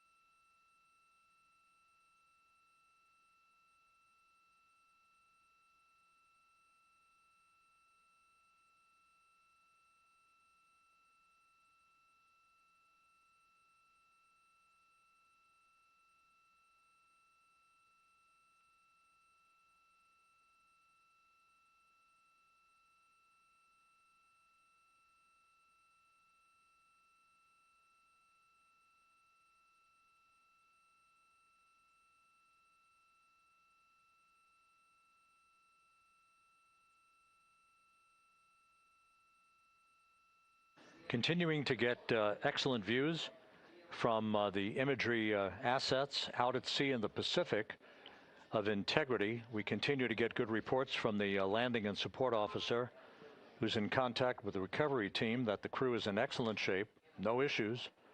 They're just currently biding their time, waiting for the front porch to be erected. We have no hazardous hazard gases and no hazardous situation with the vehicle. It performed perfectly all the way down from entry interface to its splashdown in the Pacific at 7:07 and 27 seconds p.m. Central Time. And as you can see, the first phalanx of recovery personnel now pulling up alongside of integrity.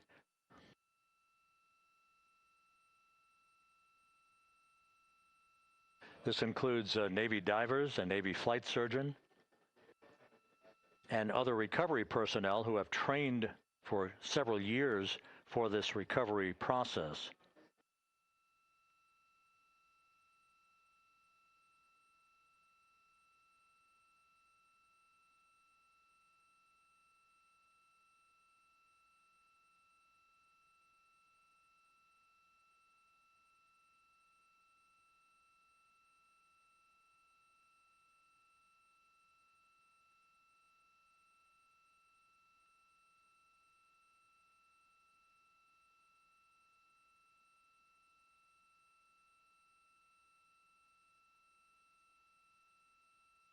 At this hour, some 41 minutes following splashdown, The vehicle has been powered down. There's no hazardous gas emanating from the vehicle. That's why the first team of recovery personnel has been able to pull alongside Integrity. And the reports continue to come in that the 4 astronauts are in excellent shape.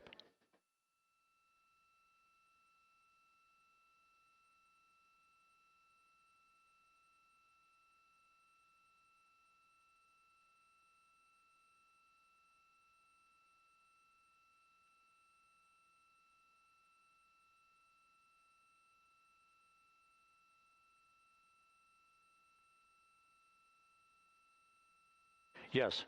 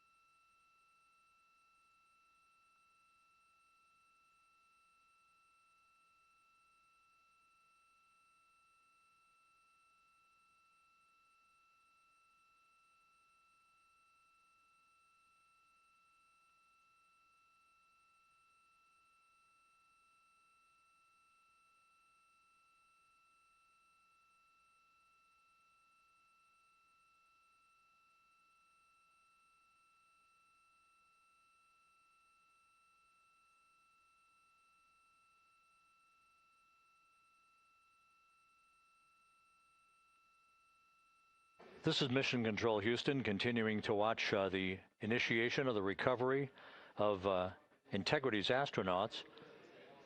One by one, they'll be brought out of the spacecraft onto a large inflatable raft just a short time from now. In the meantime, we can go back to the USS John P. Murtha, where my colleague Megan Cruz is standing by to provide her situation report. Megan, can you hear us?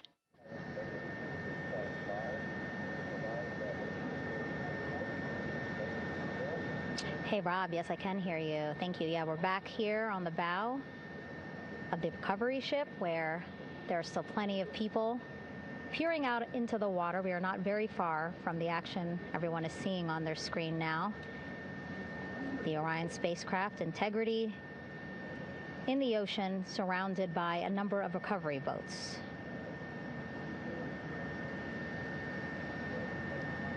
As Rob has been saying, in those recovery boats, NASA and Navy personnel specifically trained to get the astronauts out of Orion.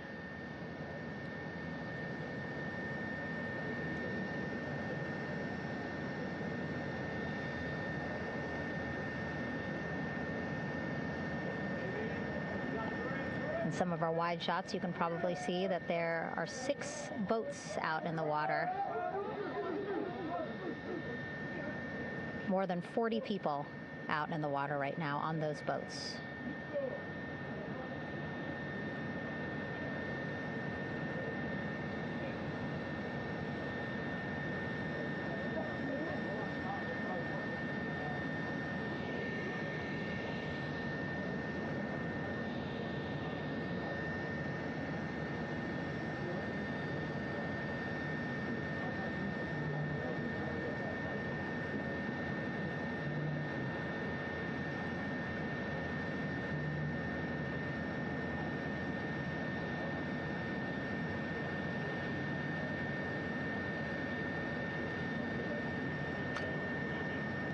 First order of business is to set up the front porch and the stabilization collar. You might also hear it referred to as a stab collar. Basically just to make sure that Orion stays upright, doesn't sway in the water too much, again, to make it easier for recovery forces to get the astronauts out.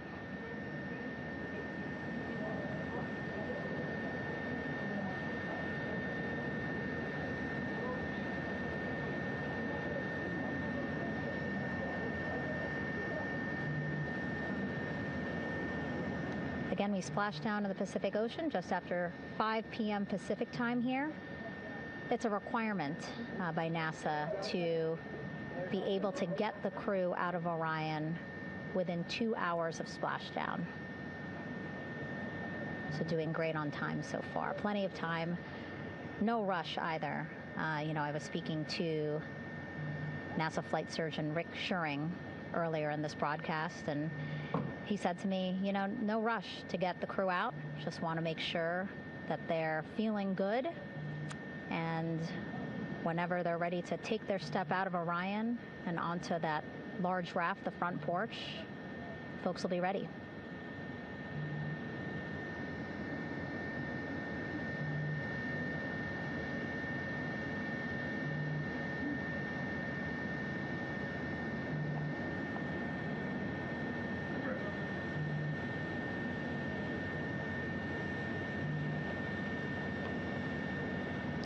And as there are mission audio loops in Mission Control in Houston, there is a mission audio loop here on the ship, and it was just reported out that the side hatch is open. Side hatch of Integrity is open. You're getting these beautiful shots from our aerial assets. The ship itself, where I'm on, just 3,000 yards away. Again, plenty of people on the boat here, glued to the side closest to where they can see all this action. And again, with just 3,000 yards separating us, great views from the bow here. You can see now that side hatch is open. One of the Navy personnel is about to get inside there.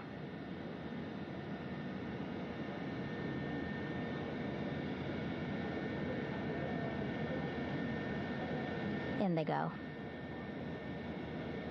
In total, 4 will go into Orion. So it'll be a little bit of a tight squeeze, but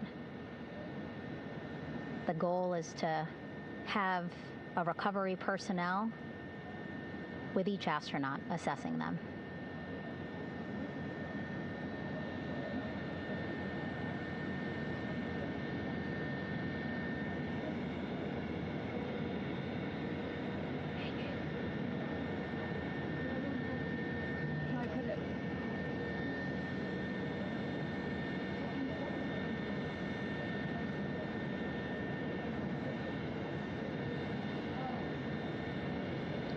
Boats getting closer now. Again, that one that's right up against Orion, those are the divers that will go in to the spacecraft to check on each of the astronauts. These other boats will begin doing a number of things, putting on that stabilization collar onto Orion, building that front porch. Eventually, they will retrieve the parachutes, as well as tow Orion back to the well deck of the recovery ship here.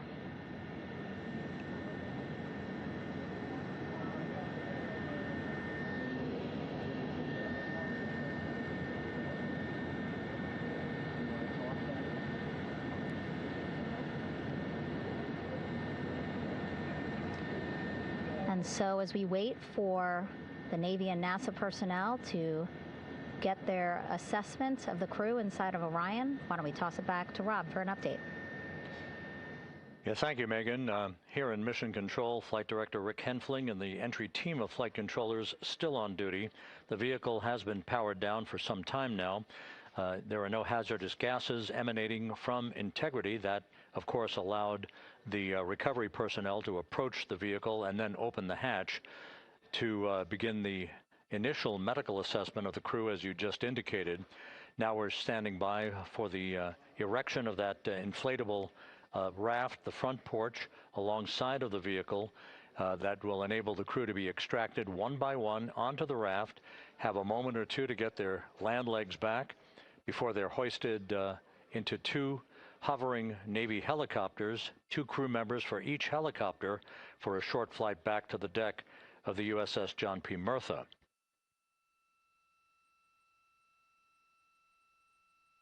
All of Integrity's systems operated flawlessly throughout the course of the approach to the Earth, the entry into the Earth's atmosphere, and all of the key milestones that followed in this high-speed return to Earth for integrity.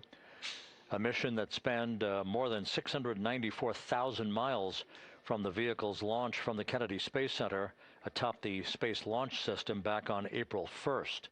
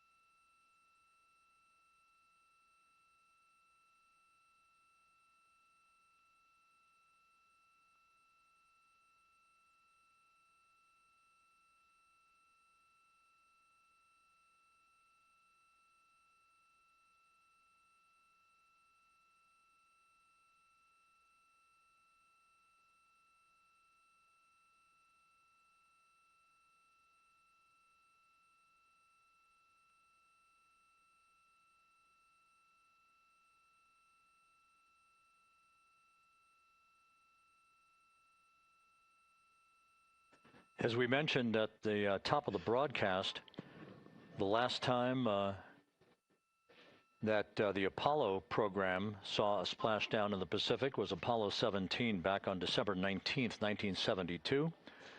So for the first time in 53 and a half years, we have reenacted that with the arrival of Integrity's astronauts as they flew around the moon in that historic lunar flyby that began with a trans-lunar injection burn that took them out of Earth orbit following 24 hours of a high Earth orbit trajectory.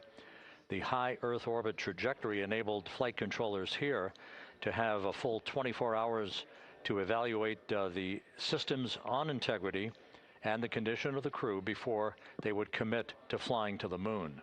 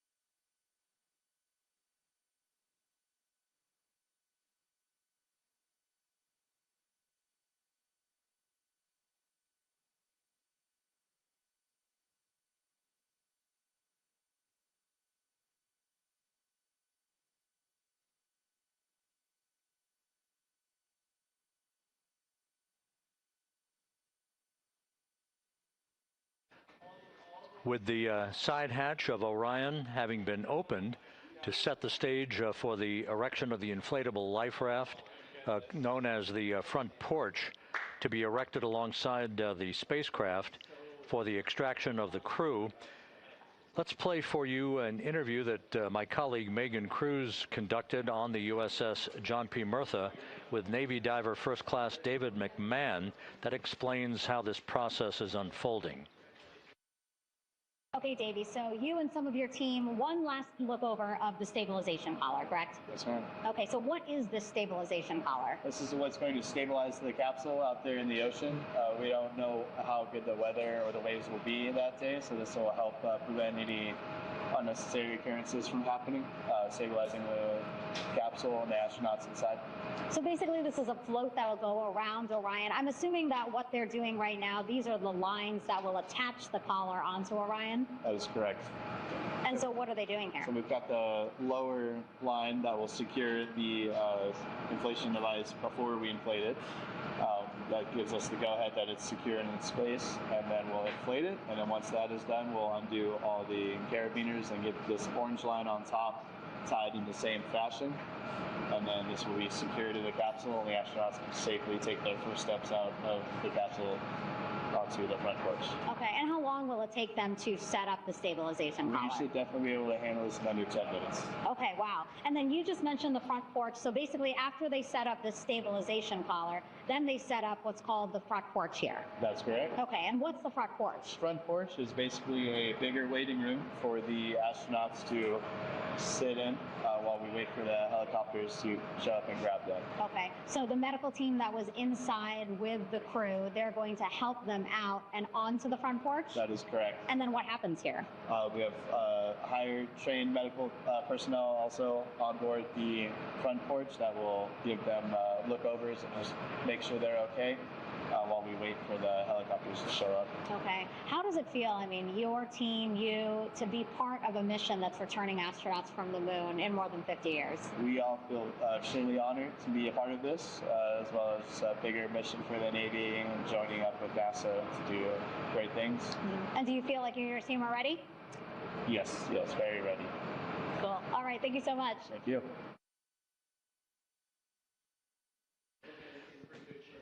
Once again, the recovery operations are continuing out in the Pacific. We shortly should see that life raft, the front porch, erected alongside the side hatch of the vehicle.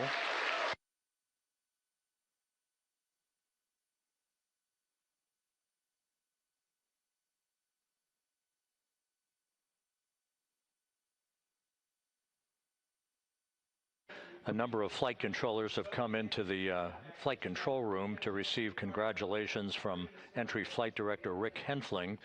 But we're going to stick with our operations out in the Pacific as we await the extraction of the 4 crew members who are reported to be in excellent condition.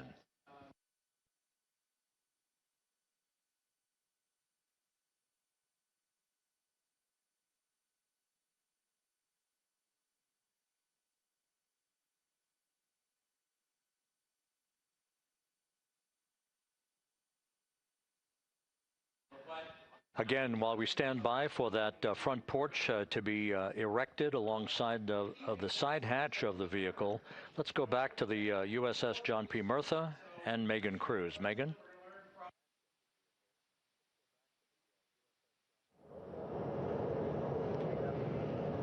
Hey, Rob.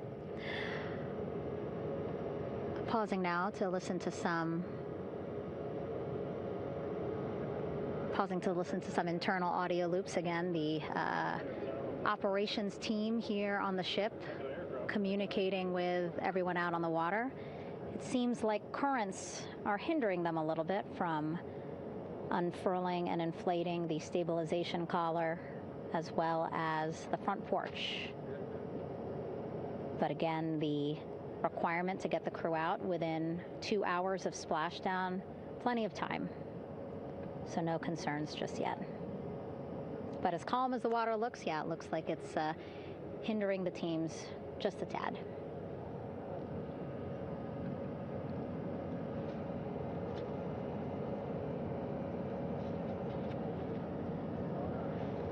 You can see in some of our shots that side hatch still open. Again, inside there are now 8 people inside. 4 divers, Navy divers, all with medical training, each assigned to an astronaut each. Making sure that they're comfortable, feeling good.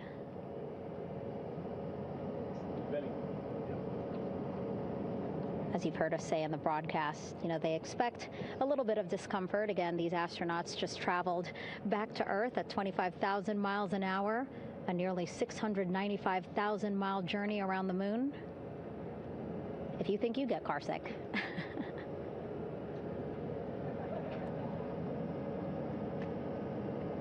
Again, 6 boats out there, lots of gear with them, just in case, right?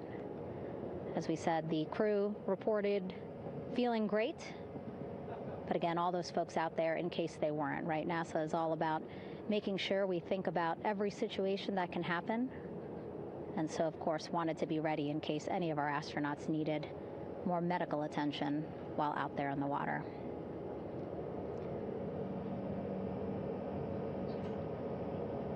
You see now teams, again,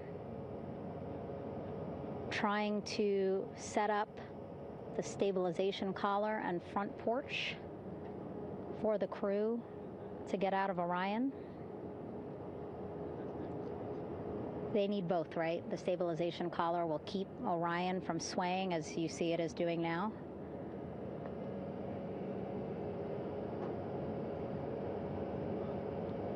And then they will connect the front porch to the stabilization collar so that the crew can take 2 steps and they will be in the front porch.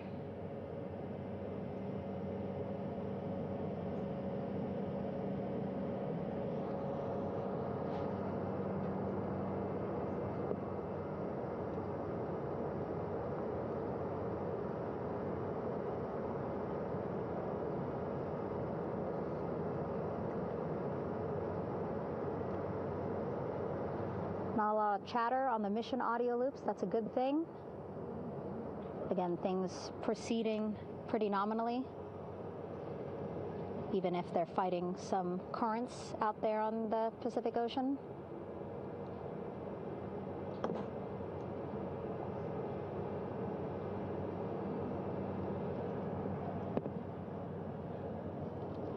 Again, the goal, setting up the stabilization collar and the front porch so that the crew can rest comfortably in the front porch, get placed into harnesses so that 2 helicopters can lift them off the front porch and onto the USS John Murtha here.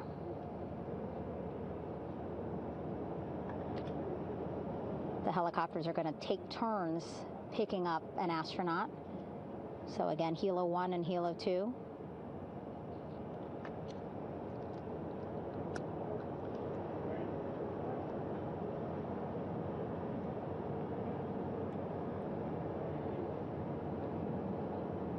Okay, and the recovery team here on the ship just got a report from the undersea medical officer who is inside the capsule with the crew. He is reporting all 4 members are green. All of our 4 astronauts, Reed, Victor, Christina, Jeremy, green, meaning they are feeling great, not the complexion of their skin. They are feeling great, happy to be home, and ready to be extracted as soon as possible.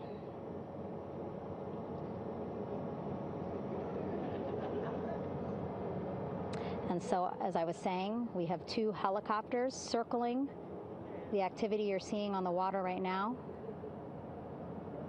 Each will take turns picking up an astronaut. So Helo 1 will come on in, hover above the front porch, about 40 feet above the front porch. A Navy recovery specialist will be hoisted down into the front porch. The restricted maneuvering doctrine is in effect. We'll connect to the first astronaut, which we're expecting to be Christina.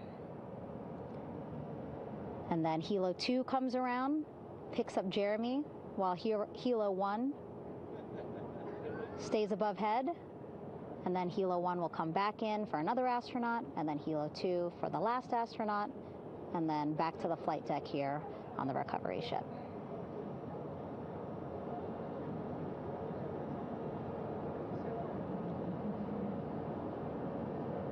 I was talking to Assistant Artemis Recovery Director Paul Sierpinski.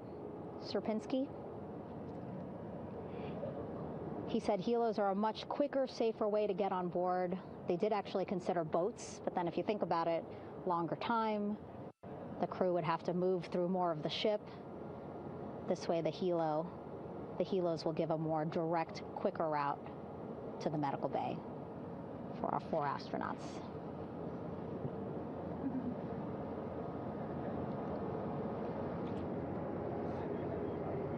Beautiful shots from our aerial and imagery teams.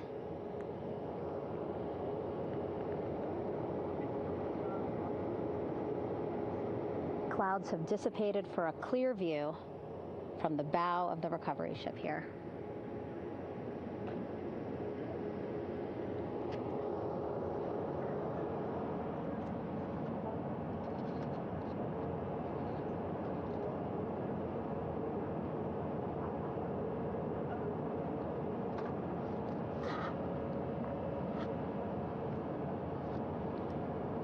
You can still see divers in the water there.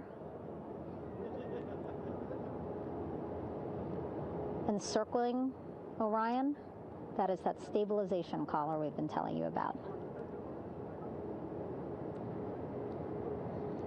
As you saw in that interview just a few minutes ago, they have to first connect it to Orion, and then once it's secured onto Orion, they can inflate it, and then they'll further secure it with other harnesses and lines.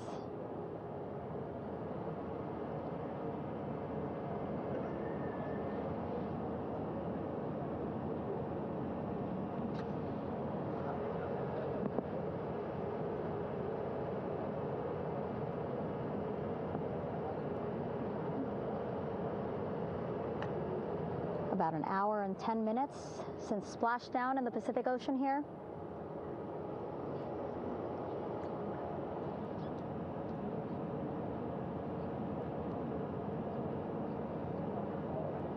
Reed, Victor, Christina, and Jeremy back home after a history-making mission to the moon and back.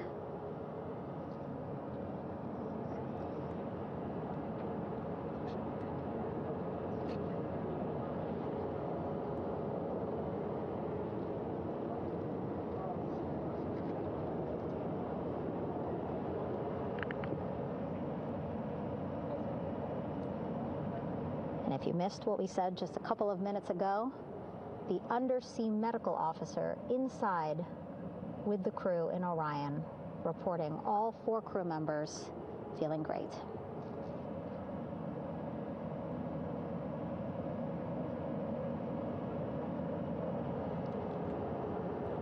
Progress being made there on the stabilization collar. It looks like they are beginning to inflate it.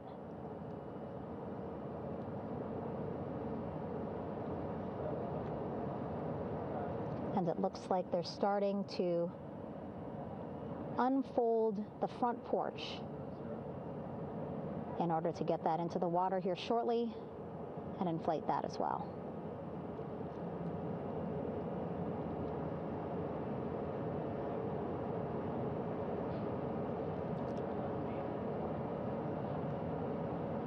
Again, more than 40 people out in the water right now.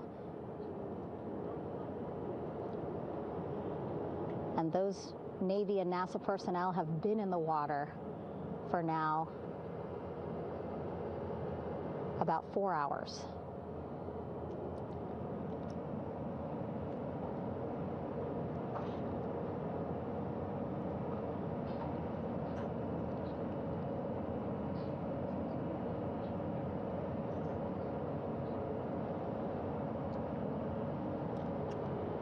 The reason why they had to get out so early is just to stage everything.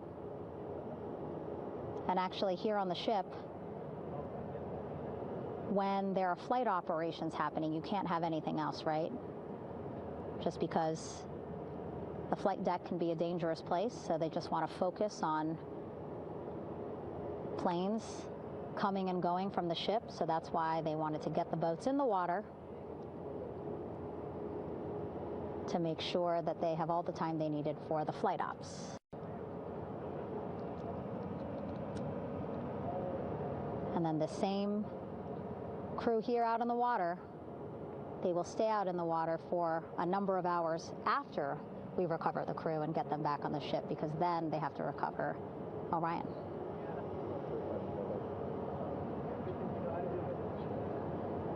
All right, that stabilization collar looking good around Orion. We're now seeing some recovery personnel getting on to that collar. Again, they need to further attach it to Orion to make sure that it can really prop up the spacecraft. It's basically lifting it up off of the water just a tad. Again, so it's not so come off me for a minute.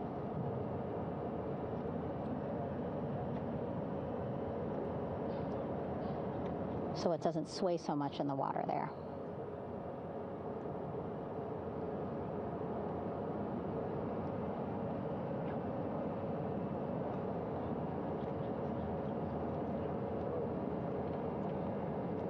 And now that front porch looks like it's nearly fully inflated as well. You can see a much larger surface area.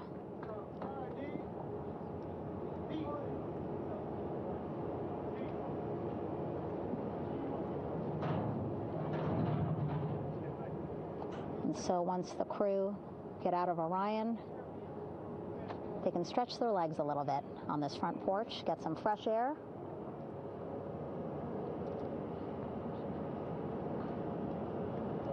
And enjoy this beautiful day here on their home planet.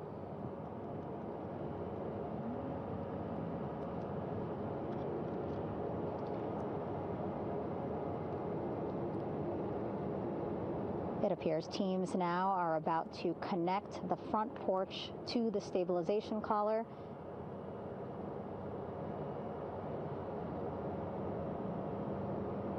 And at that point, when both are secure, we should soon see astronauts come out of Orion.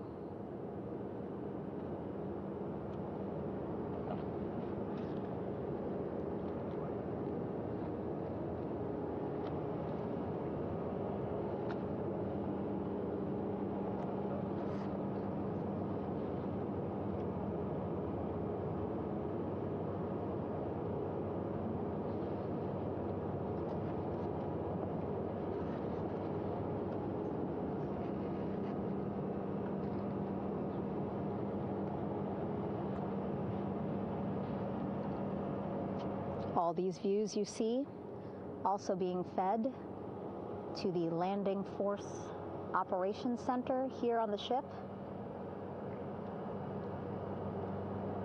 Of course, it is very important for our recovery teams leading the mission to have all the views that you're seeing as well. Again, listening to their communication loop here on the ship. Very quiet, which is a good thing. It means things are going pretty nominally, meaning as expected.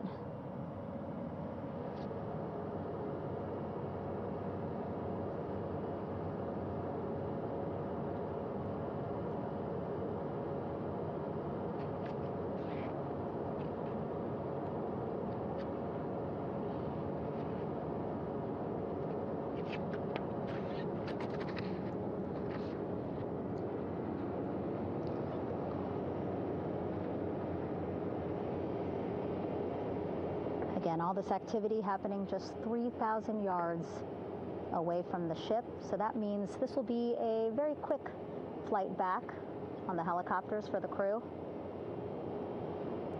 2-3 minutes, and then they'll be back here on the ship.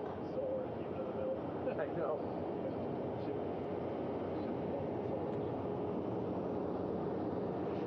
Okay, saw a thumbs up from one of the personnel on the front porch. It looks like they are now getting ready to deploy what they call the Air Rescue Vest, ARV. And so this is the harness that each crew member will get into in order to be hoisted into the helicopters. Again, those helicopters hovering just about 40 feet above the front porch when they're ready to pick up each crew member.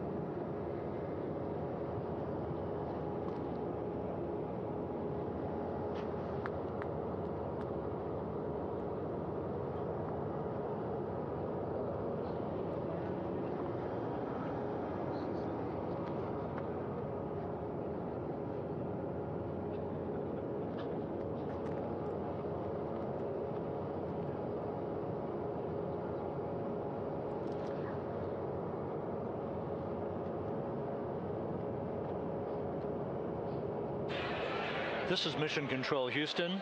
Behind me, a fairly raucous scene as hundreds of flight controllers have poured into the flight control room here. This is reminiscent of the scene after the final shuttle mission of STS-135, although that was the end of a program. This is only the beginning of a program with the textbook splashdown of Integrity and its 4 astronauts. We're standing by for the crew to be extracted from the spacecraft. Entry Flight Director Rick Henfling invited all of these flight controllers who have contributed to this mission to enter the flight control room to have an opportunity to receive well wishes and to share the mutual glow that exists in the wake of a textbook mission for Integrity. On the front screen here in Mission Control, a sign that says "Welcome Home, Integrity, taking humanity back to the moon, going further, and returning safely to Earth." So all of that jubilation, part of the post-splashdown activities, even as we await the crew being extracted from the vehicle to be hoisted onto Navy helicopters for the trip back to the USS John P. Murtha.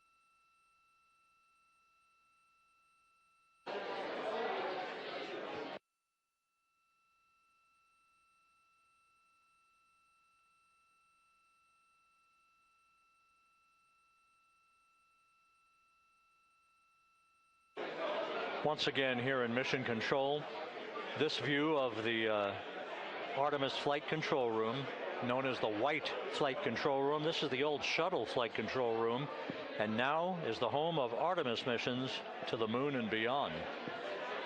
Once again, quite a few flight controllers were invited in by Entry Flight Director Rick Henfling to share in the jubilation following the successful splashdown of Integrity. That splashdown occurring an hour and 22 minutes ago, as we stand by for the completion of the extraction of the crew, and ultimately they're hoisting onto Navy helicopters for a short flight back to the USS John P. Murtha. Splashdown occurred at 7:07 and 27 seconds p.m. Central Time.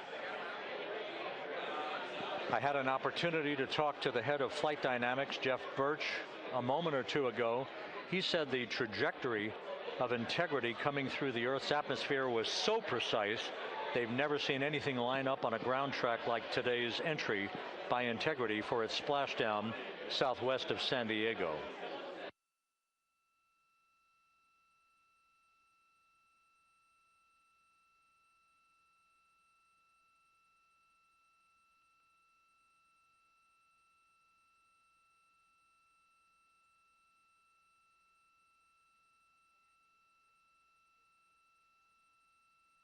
And the initial, you can hear it.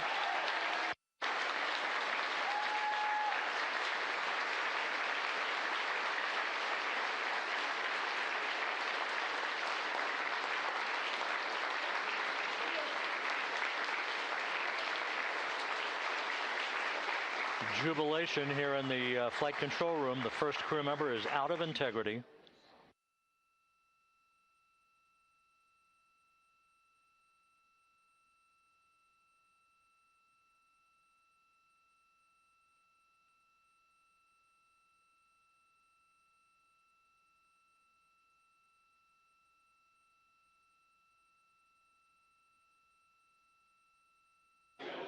We are expecting the other crew members momentarily to be extracted.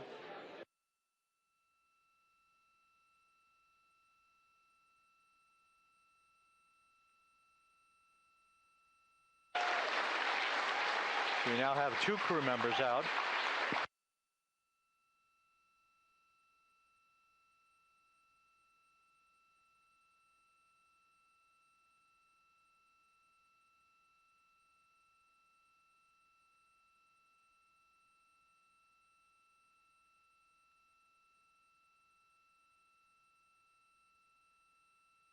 Two crew members out, 2 to go.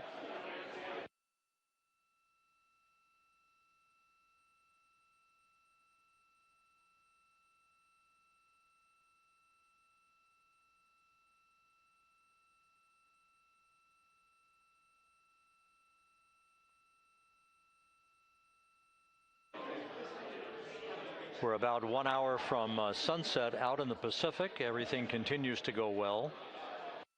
Integrity's systems function perfectly during its entry back to Earth. And Reed Wiseman, the commander who will be last out of the vehicle, reported that all the crew members were feeling very well.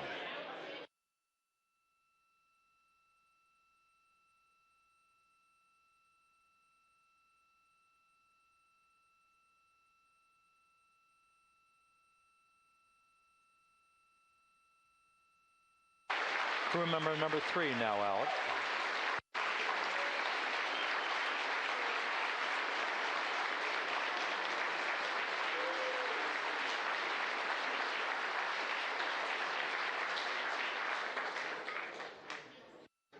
And now standing by for the commander, Reed Wiseman, who will be last out of his ship.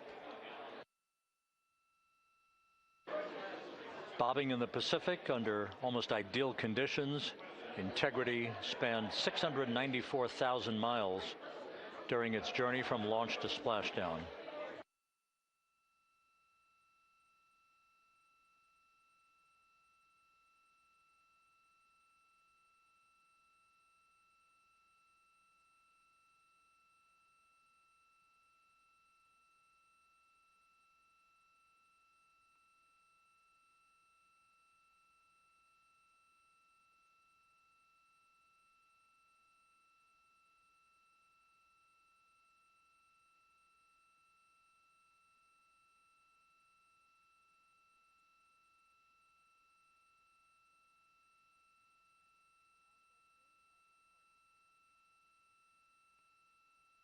And we now have Reed Wiseman out of the vehicle. All 4 crew members now out of Integrity.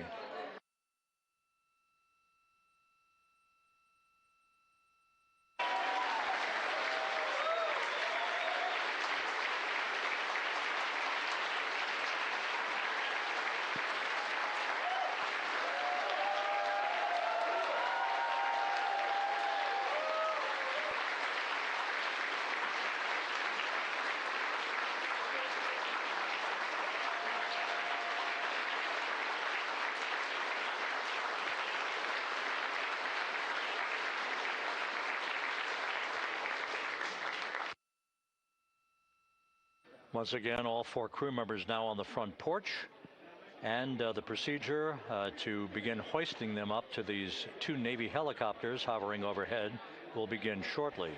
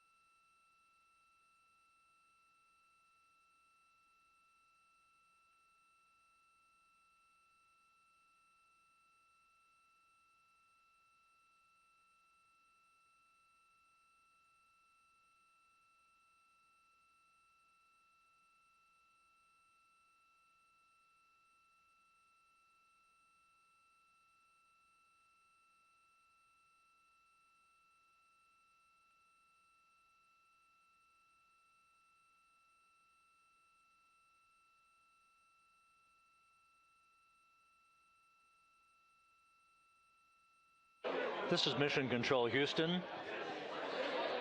The mission is over, but the melody lingers on as jubilation continues here in the flight control room. We should be expecting NASA's Associate Administrator, Amit Kshatriya, to be joining us shortly for a short interview while the recovery operations continue out in the Pacific. So we'll stand by for that. And then we'll turn it back over to Megan Cruz aboard the USS John P. Murtha.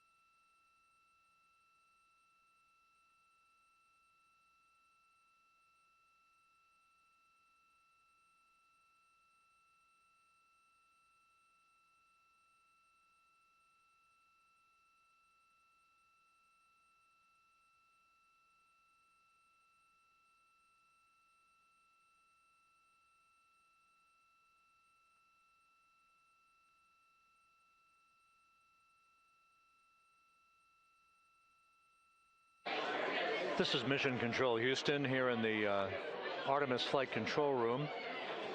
A number of flight controllers basking in the glory of the successful end of this mission that carried 4 astronauts around the moon on a lunar flyby, and the first test flight of Orion with crew members on board. Splashdown occurring an hour and 32 minutes ago after a flawless descent back into the Earth's atmosphere for the vehicle. Its 4 crew members in good shape, simply enjoying their time right now on the front porch, as it were, the inflatable raft alongside of their Integrity spacecraft. We're expecting Amit Kshatriya, the NASA Associate Administrator, to join us here momentarily for a brief interview before we turn it back over to Megan Cruz aboard the USS John P. Murtha, the recovery ship.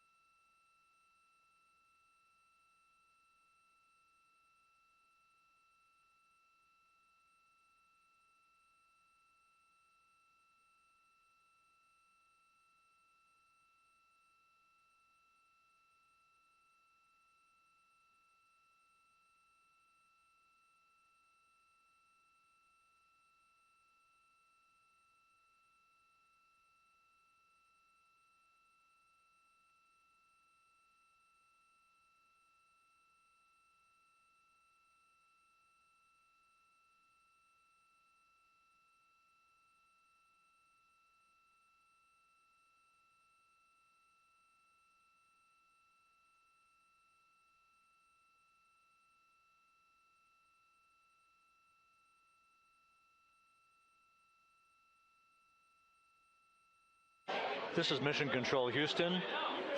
We're about an hour and 34 minutes since the textbook splashdown of integrity in the Pacific to bring home our astronauts. And with us now is Amit Kshatriya, the NASA Associate Administrator. Amit, a little bit of history made tonight, a little bit of history made over the past few weeks. Your thoughts as this team here basks in the glow of what they just accomplished? Yeah, Rob, we're here in the control center, and it's kind of overrun with jubilant folks in the Mission Control Houston, as well as engineering, and folks that just want to be here, part of it, as we watch our crew get extracted from the vehicle. And, you know, my thought is always about these teams, the team that's in the water right now, pulling the crew out, the team here in Houston that worked so hard over the last 10 days, no sleep to get this done. You know, we still have some work to do to get the crew to the med bay here on the ship. They all look great coming out, so hopefully that won't be too long. You know, I think we saw the administrator on the boat too, giving his thanks to the Navy team on the Mirtha, which they're just an incredible group of sailors. I was able to visit with them a couple weeks ago. And then if you pull it all the way back to the workers and the folks that joined the rocket at Michoud, that made the heat shield tiles that held together tonight, that stacked the vehicle in Florida, that integrated the vehicle in Denver, that fired the engines in Stennis, that fired the boosters in Promontory. I mean, this is the entire team, you know, coming together and being tested by the environment that this machine went through, and they did it right. The work was good. They did it right. You've said in a number of briefings, of course, and in other forums that this is just the first step. The cadence has to step up, as the administrator has indicated.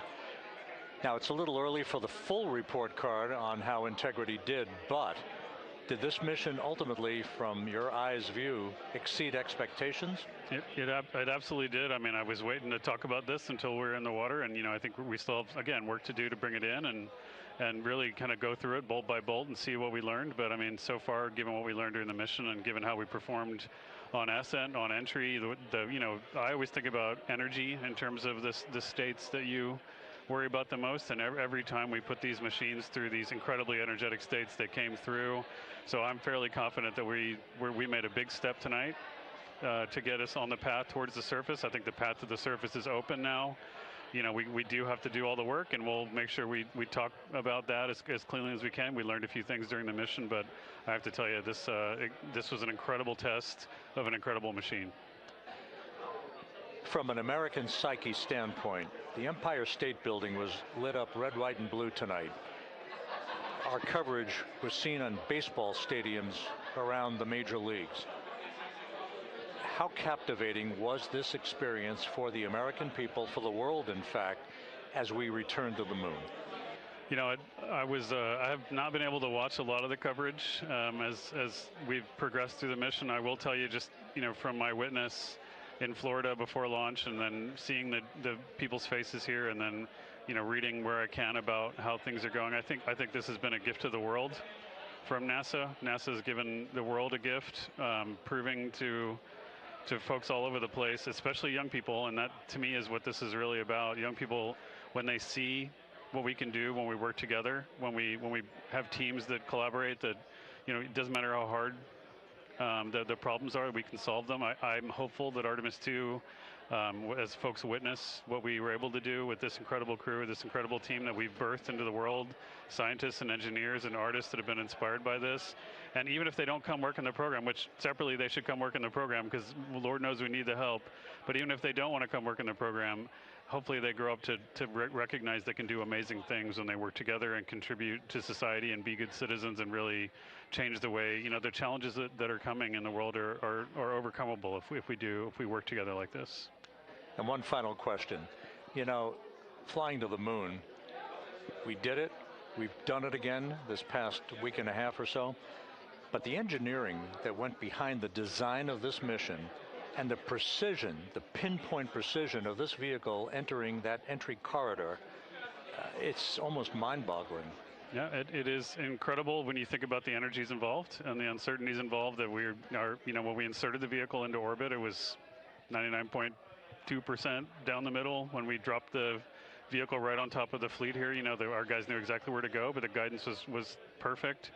You know, it's interesting. I've got this question a lot over the last few weeks about, you know, we did this before 53 years ago, and you know that I mean it is a reasonable thing to contemplate, like what's gone on since then. And what I'd tell you is, you know, when we did Apollo, which again, the more we learn about what they did, the more magical it seems what they were able to accomplish given the technology and the learnings that they had. But when we did Apollo, the architects of Apollo, you know, Gilbert, Seaman, von Braun, Mueller, what they really wanted to do, you know, as they were contemplating what it meant to expand our range of action to the lunar surface, what they wanted to do was learn how to live and work in space for a long time.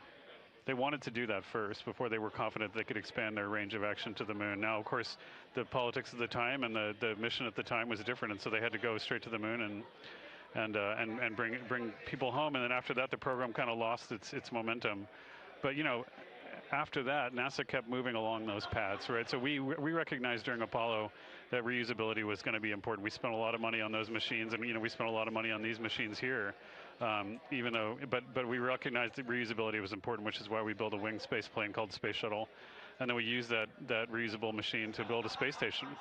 And we learned for 25 years how to live and work in space, and have been able to develop technologies that can enable exploration. So really, what I think is now, 53 years later, we're at the point where the architects of Apollo would have been pleased that we're now ready to actually go back to the moon and go back to stay, because we've learned all the things we needed to learn.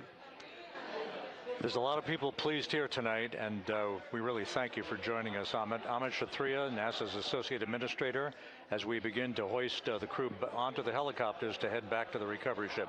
Thank you very much, and congratulations, Amit.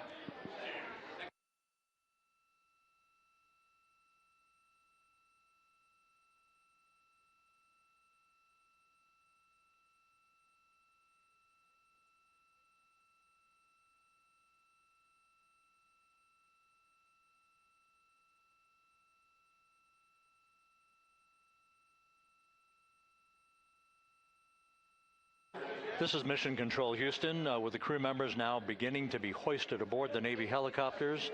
Let's go to Megan Cruz aboard the USS John P. Murtha, who will take it from here.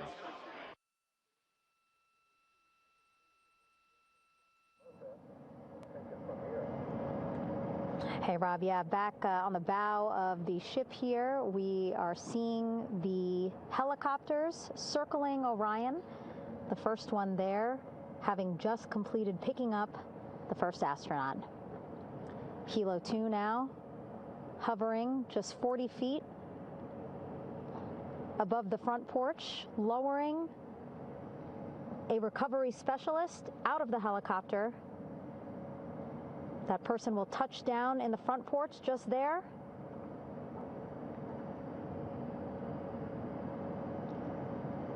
The crew members already outfitted with a harness that will allow them to quickly attach to the hoisting device.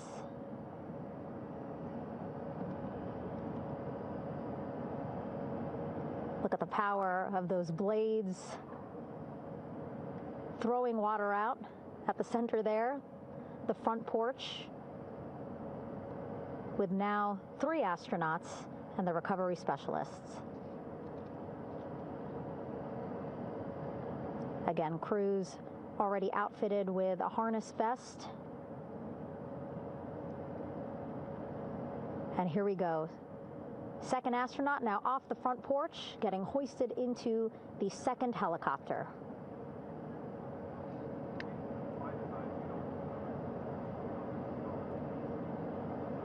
That helicopter will now hover just a distance away to give room for the first helicopter to come back and pick up the third astronaut.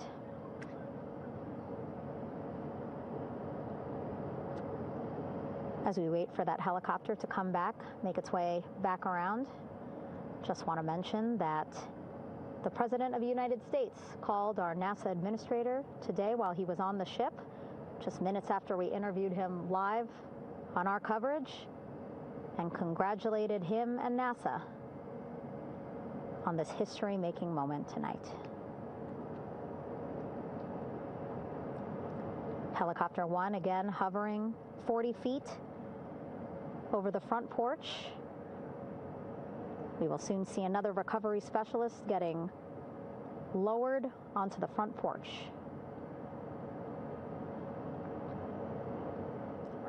Wow, imagine sitting on that front porch, the wind, the water.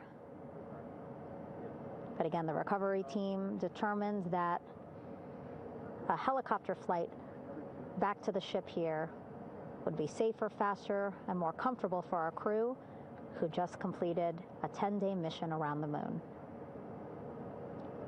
Third astronaut in the air, getting hoisted quickly back into the first helicopter now.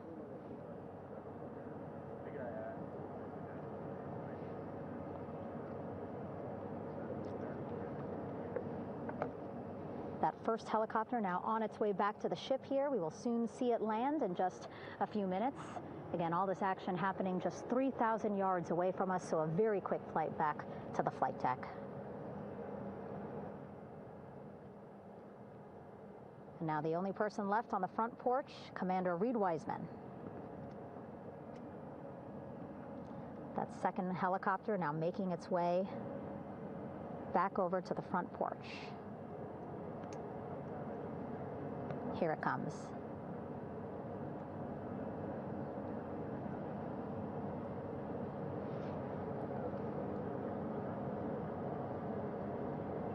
Making its final approach here.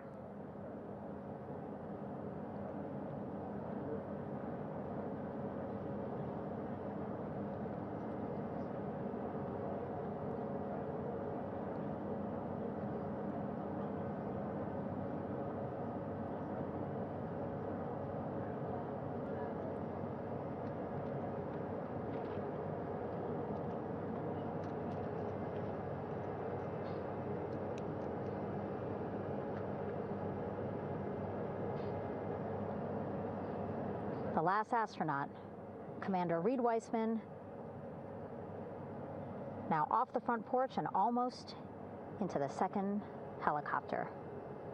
Both now on their way back to the ship where we are, the USS John P. Murtha, just west of San Diego in the Pacific Ocean.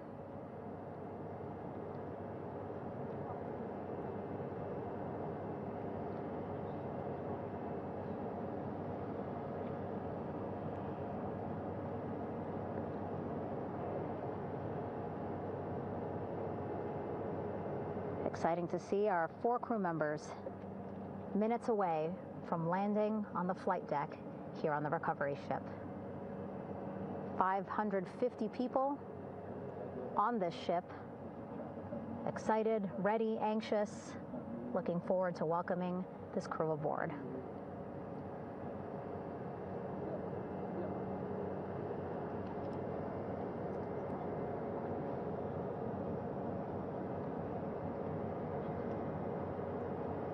Watching them now with our own eyes.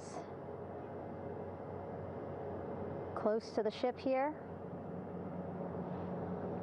Hearing them begin to hover on the flight deck, which is just across from us, here on the bow.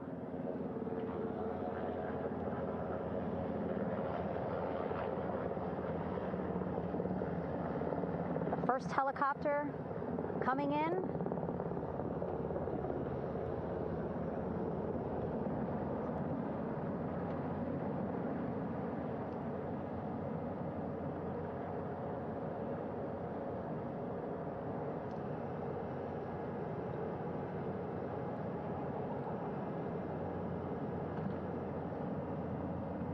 And wheels down.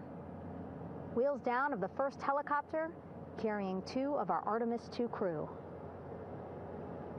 Pilot Victor Glover and mission specialist Christina Cook.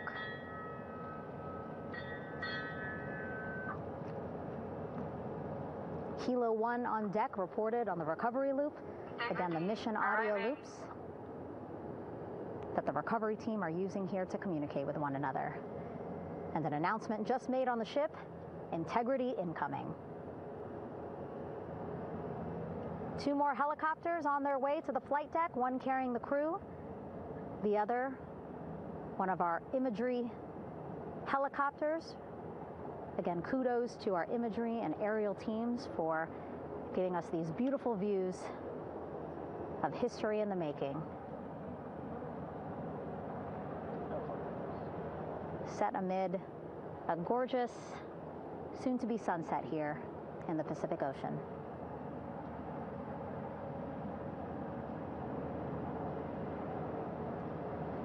Second helicopter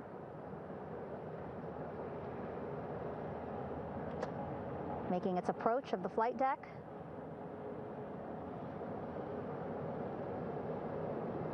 Plenty of people here on the bow with their cell phones out, filming this moment.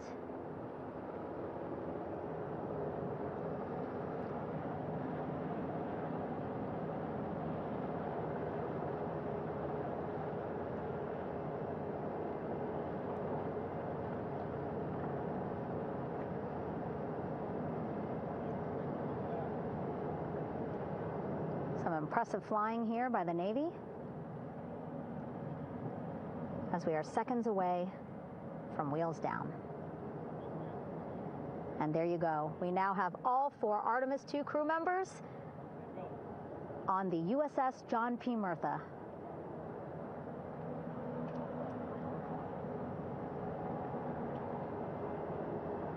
I'm sure they're happy to be out of the water and on this recovery ship with, again, 550 people on board,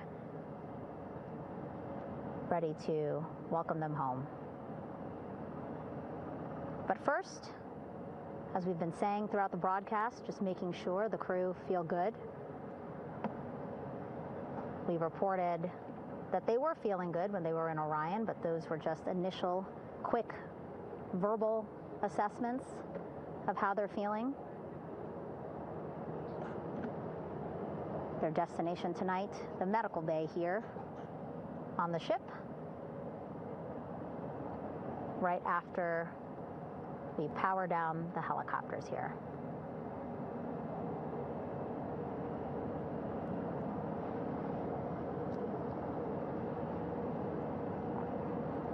The team on the flight deck working quickly but methodically.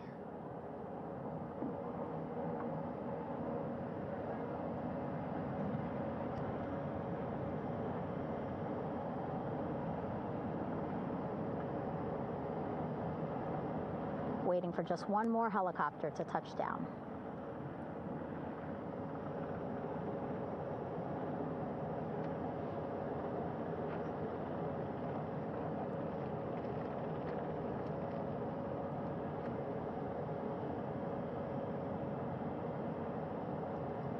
Very limited personnel here on the flight deck. Restricted maneuvering doctrine is in effect. As that third helicopter touches down.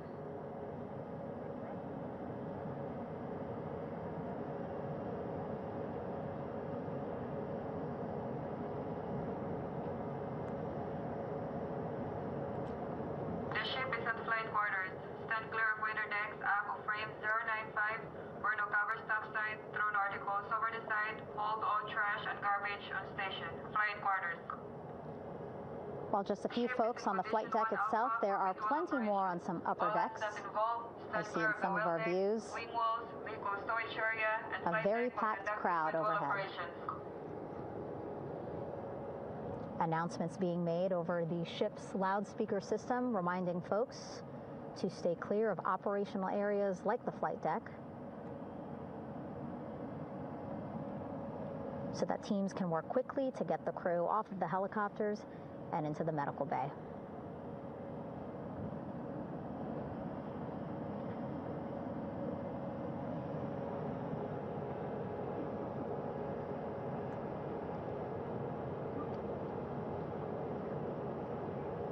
Splashdown today, 5:06 p.m.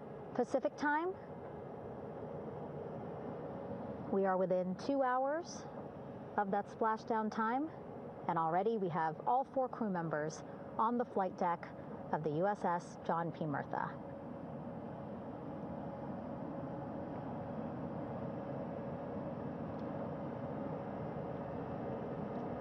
Again, crew waiting before getting out for the helicopters to completely shut down.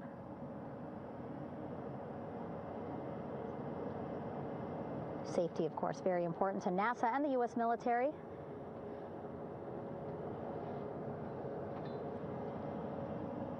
So we'll wait just a couple of minutes here before we start seeing crew members walk off the helicopters one by one.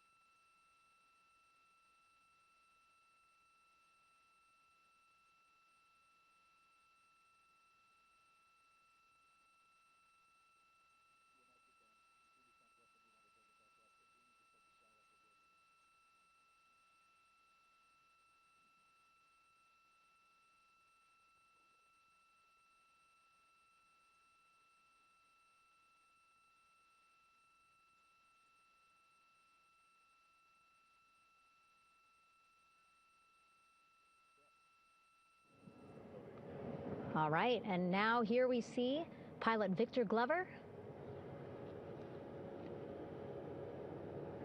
and mission specialist Christina Cook sitting on the edge of one of the helicopters, looking in great spirits. That familiar smile and laugh from Victor, I can see it from here. Christina, I'm sure, feeling the same way, just blocked a little bit by our camera here, but we'll see her here shortly. A photographer taking their pictures. Victor saluting folks on the flight deck.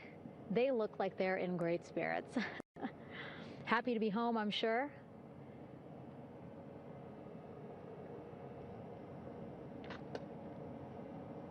If you're sitting at home, I hope you too are wondering, what would you want to ask them if you got a chance to talk to them? Because that is what I'm thinking about.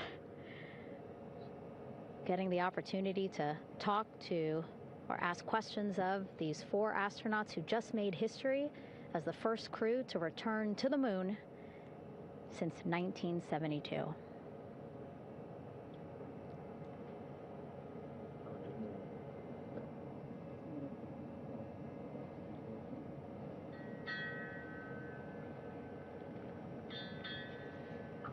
Oh, there we see Christina there, also smiling.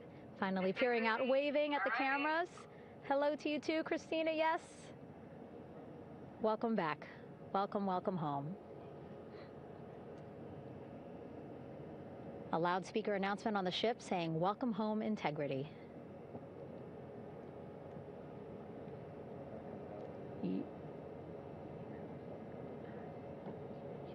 Victor in great spirits. I can't see who he's talking to, but I kind of think that he might be talking to his other 2 crew members. Shouting from across the flight deck, congratulations to one another.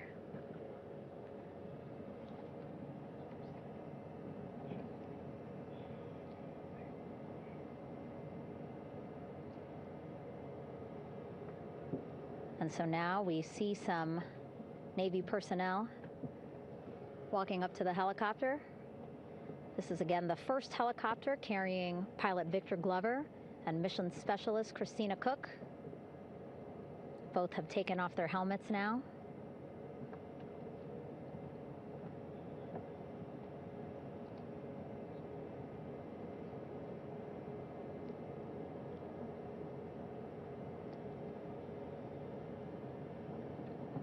Some pictures, video to catalog this historic moment.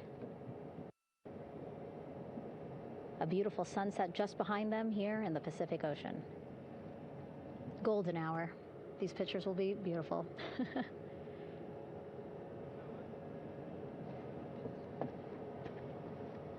Now we see NASA Administrator Jared Isaacman. He is on the flight deck, as well as Flight Surgeon Rick Schuring walking over to Victor and Christina first. We saw the administrator walk over to the other helicopter, which is carrying Commander Reed Weissman and Mission Specialist Jeremy Hansen. We heard from Rick earlier in the broadcast. Again, he said he's going to be out there on the flight deck to do another initial assessment of the crew, ask them how they're feeling, anything bothering them.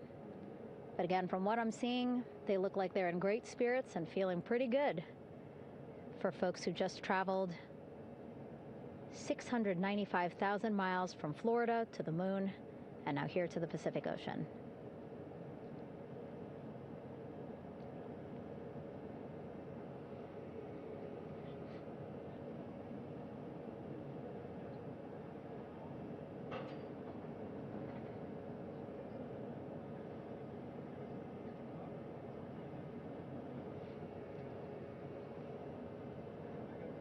We're now seeing NASA Administrator Jared Isaacman walking across the flight deck. He had been talking to Reed and Jeremy, now approaching Victor and Christina.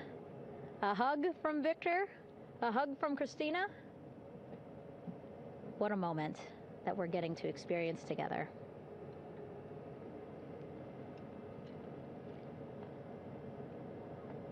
I'm sure congratulatory words. You know, we got to speak to the administrator live on this broadcast as well, and he said the kid in him right now, giddy, absolutely giddy at what we were able to accomplish today.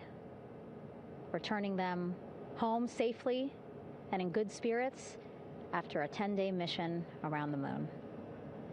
And here we go.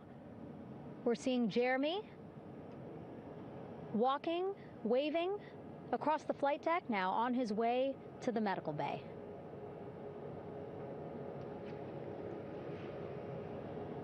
It's a short walk, less than a minute. Again, that's why the recovery team decided to use helicopters to get them on the flight deck for that short walk to medical bay. And now on the flight deck, we see the chief of the astronaut office, Scott Tingle. Rick Schuring switching places. He's going over to the other helicopter. Big hugs from Victor, Christina to Scott. Again, a gorgeous sunset setting the stage for this recovery tonight.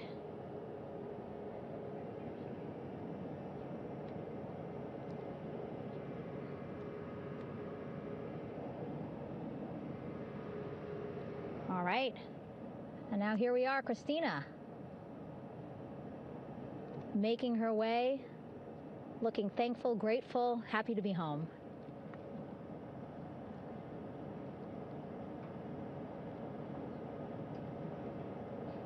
You can see she's looking up again, lots of people, just a few levels up off the flight deck, welcoming her home.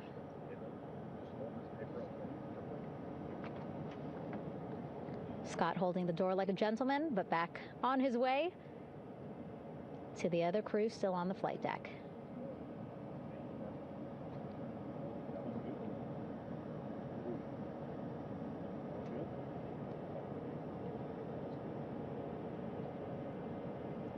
So still on the flight deck, Victor Glover and Reed Weissman. It looks like Victor will be the next one headed to medical bay. More hugs, more hugs. He's a hugger.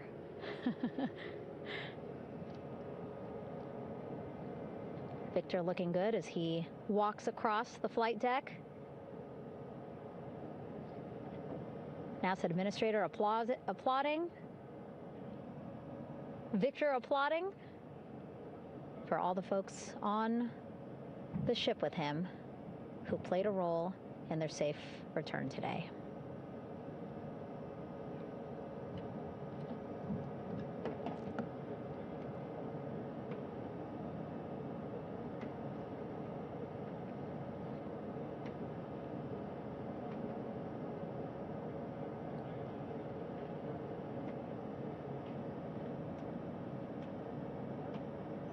Finally, just one Artemis II crew member left on the flight deck, Commander Reed Weissman.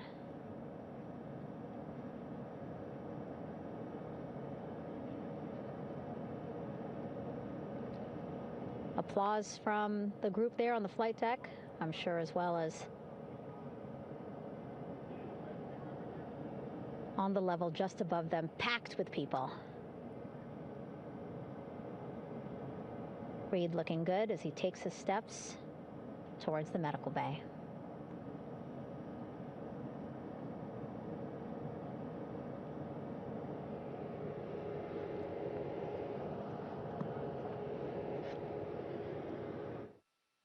See our 4 Artemis II crew members back on the ship. Again, now they will head into medical bay, where they will be assessed by flight surgeons from both NASA as well as the Canadian Space Agency. A more in-depth assessment. When they get to medical bay, they will each have their own nurse. They will be helped out of their suits. And then again, we'll check to see that they're feeling good. Make sure it's not just adrenaline, but that they are feeling good from their long journey back from the moon. Beautiful shot of that sunset, illuminating our flight deck.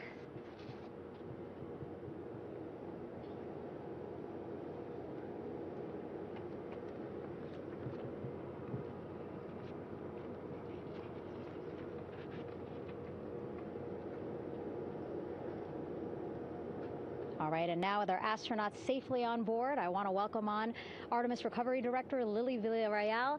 Lily, I don't know how you must be feeling right now. Ecstatic, relieved? So ecstatic, relieved. Of course, we still have to bring the capsule into the well deck of the ship, but this is a major milestone to have the crew here on the ship and in medbay. You know, our team has been preparing and working really hard, and I'm just so proud of them all. Everything went very well, just as planned. Our teammates in Houston, the flight control team was just amazing. We were able to have great conversations and communications about everything. And I don't know what else to say. I'm just so ecstatic. It's such a wonderful feeling to get to this point. Again, we still have to get the capsule, but this is huge for all of us in landing recovery, and I couldn't do this without my team, and of course the full support of the U.S. military. There's going to be lots of, high fives when we get the capsule back in, and I'm so happy that the crew's doing well, Orion's doing well, and thank you for everybody watching. Yeah, it was great to watch the crew come back to the ship with you. How were you feeling when you were seeing them looking so happy to be home and feeling really good? The funny thing is that we had video of them from inside the Orion vehicle. They were like that from the beginning. When we opened the hatch, they were already out of their seats, having a good time, waiting for us to open the hatch. And they opened the hatch, and of course we did the first medical assessment. Everybody was doing very well, and they were just having such a great time with the medical team that was inside the capsule. I think they were all taking selfies with the phones that they have, probably talking about what they saw, and it was just smiles all around. They were having such a great time. And then we put them on the front porch when we were ready to put them on the front porch. And again, you could see they were just so ecstatic to be home and talking to everybody. So we were very happy to see all of that in the control room of the LFOC.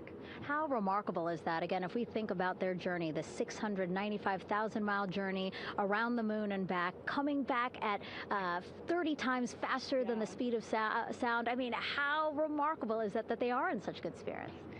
I mean, this is an amazing crew. I think you guys have seen it for the past 10 days. They're wonderful people, and we're so happy that they brought us along on that ride. And I can't wait to see all the additional videos and pictures that they have that, we'll get a hold of now that they're back on the ground. And I can't wait to hear how, a little more than what we saw on the press briefings from the crew about what they saw. It's just fantastic. Some of my favorite people around this 10 days was the science team and how excited they were. And so this is exactly how we feel in the landing recovery team when the science team went, oh my goodness, when they heard all the discussions about the moon. This is exactly how we feel now in the landing recovery team. We're so ecstatic. Yeah. Again, we have to recover the capsule. I want to make sure we don't forget about our Orion.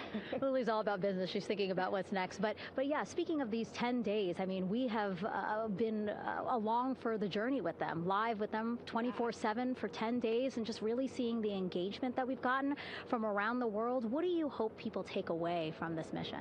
I think that's fantastic. So, my story was that I went to the Kennedy Space Center. I was born in Colombia. I was 10 years old when we moved to the United States, but when I was 7, my family took me to the visitor center, and that's when I learned about Apollo. And we went to the moon, and I learned about astronauts, and that story was what really fueled me to want to do STEM and want to be an astronaut. And I think that this Artemis program is going to do exactly what, what girls, my age back then is 7, young people right now, girls and even like young men, obviously. But we want to empower people to know that you can do this, right? If you want to come and work for NASA, if I did it, they can do it. And Artemis program is just going to inspire everybody. And I'm so happy about that. Yeah. Like Apollo inspired me. Thank you so much, Lily. Really appreciate you being here. As you said, still a lot of work to do. 5 to 6 more hours to recover Orion that's still out in the water. So I'll let you get back to it. Thank you. You had beautiful words to say again. We hope that this inspires people. We hope that you come and join us at NASA and accomplish great things with us in the future. Back to you, Rob. Thank you, Megan, and safe sailing out there in the Pacific. Here in Mission Control, it is now all quiet. The team of flight controllers and all their support personnel have left the room to enjoy the aftermath of a textbook touchdown by Integrity that splashed down in the Pacific right on target to complete this historic flyby of the moon, the Artemis II mission. With that, we'll wrap up our coverage for the night and point you to a post-splashdown news conference in 15 minutes at 9:35 p.m. Central Time, 10:35 p.m. Eastern Time, where managers will discuss the return of the Integrity spacecraft and the completion of the Artemis II mission. With that, we'll wrap up our coverage for this evening and historic mission in the history books. This is Mission Control Houston.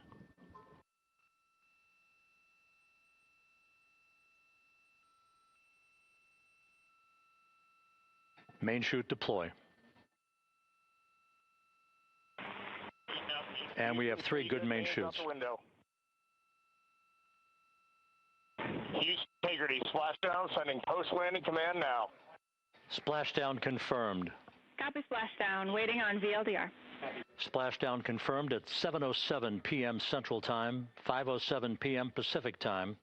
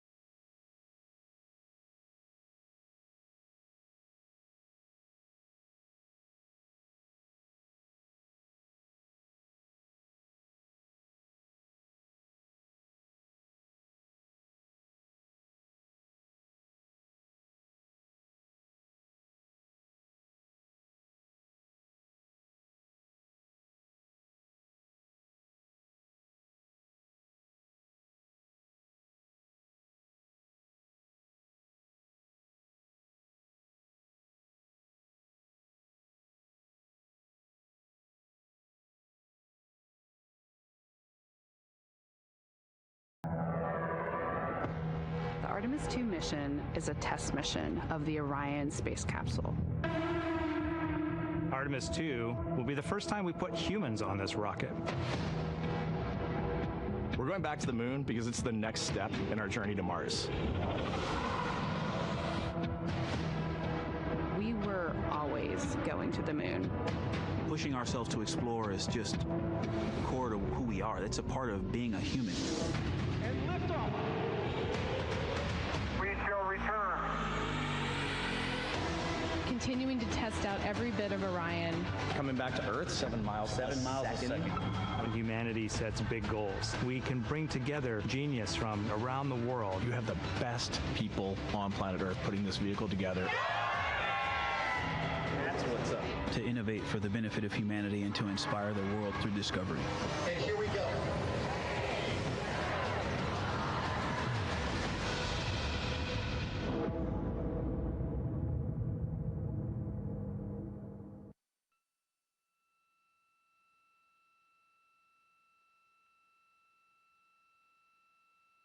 Main chute deploy. And we have 3 good main chutes. Houston Integrity, splashdown, sending post-landing command now. Splashdown confirmed. Copy splashdown, waiting on VLDR. Splashdown confirmed at 7:07 p.m. Central Time, 5:07 p.m. Pacific Time.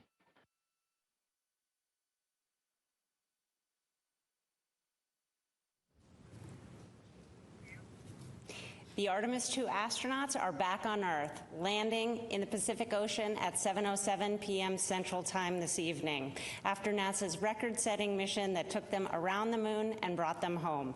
Good evening and welcome to NASA's Johnson Space Center in Houston. I'm Rachel Kraft with NASA Communications, and several leaders to talk about the successful mission. They are Amit Kshatriya, Associate Administrator, Dr. Lori Glaze, Head of the Artemis Programs, Rick Henfling, Entry Flight Director, Howard Hugh, Orion Program Manager, and Sean Quinn, Exploration Ground Systems Program Manager.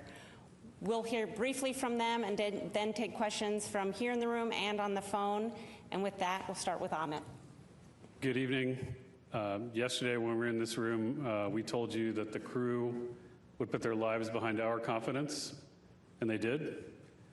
Yesterday in this room, we told you that today belongs to the engineers and technicians who touched this machine, and it does, and their work was good. Welders at Michoud shaped the heat shield and joined the rocket. Technicians at Kennedy packed parachutes, stacked the vehicle, stacked Orion, stacked SLS. Engineers in Bremen, Torino, and across the Alliance built a service module. Workers at Utah cast the boosters. Teams at Stennis fired the engines. Flight controllers in this building in Houston sat console for 10 days straight and sat silent in the night for 6 minutes while plasma took the signal. Navy divers pulled the crew out of the Pacific in an incredible way. The vehicle spoke for all of them. And at 25,000 feet per second, it said the work was good. As we say in our business, physics votes last.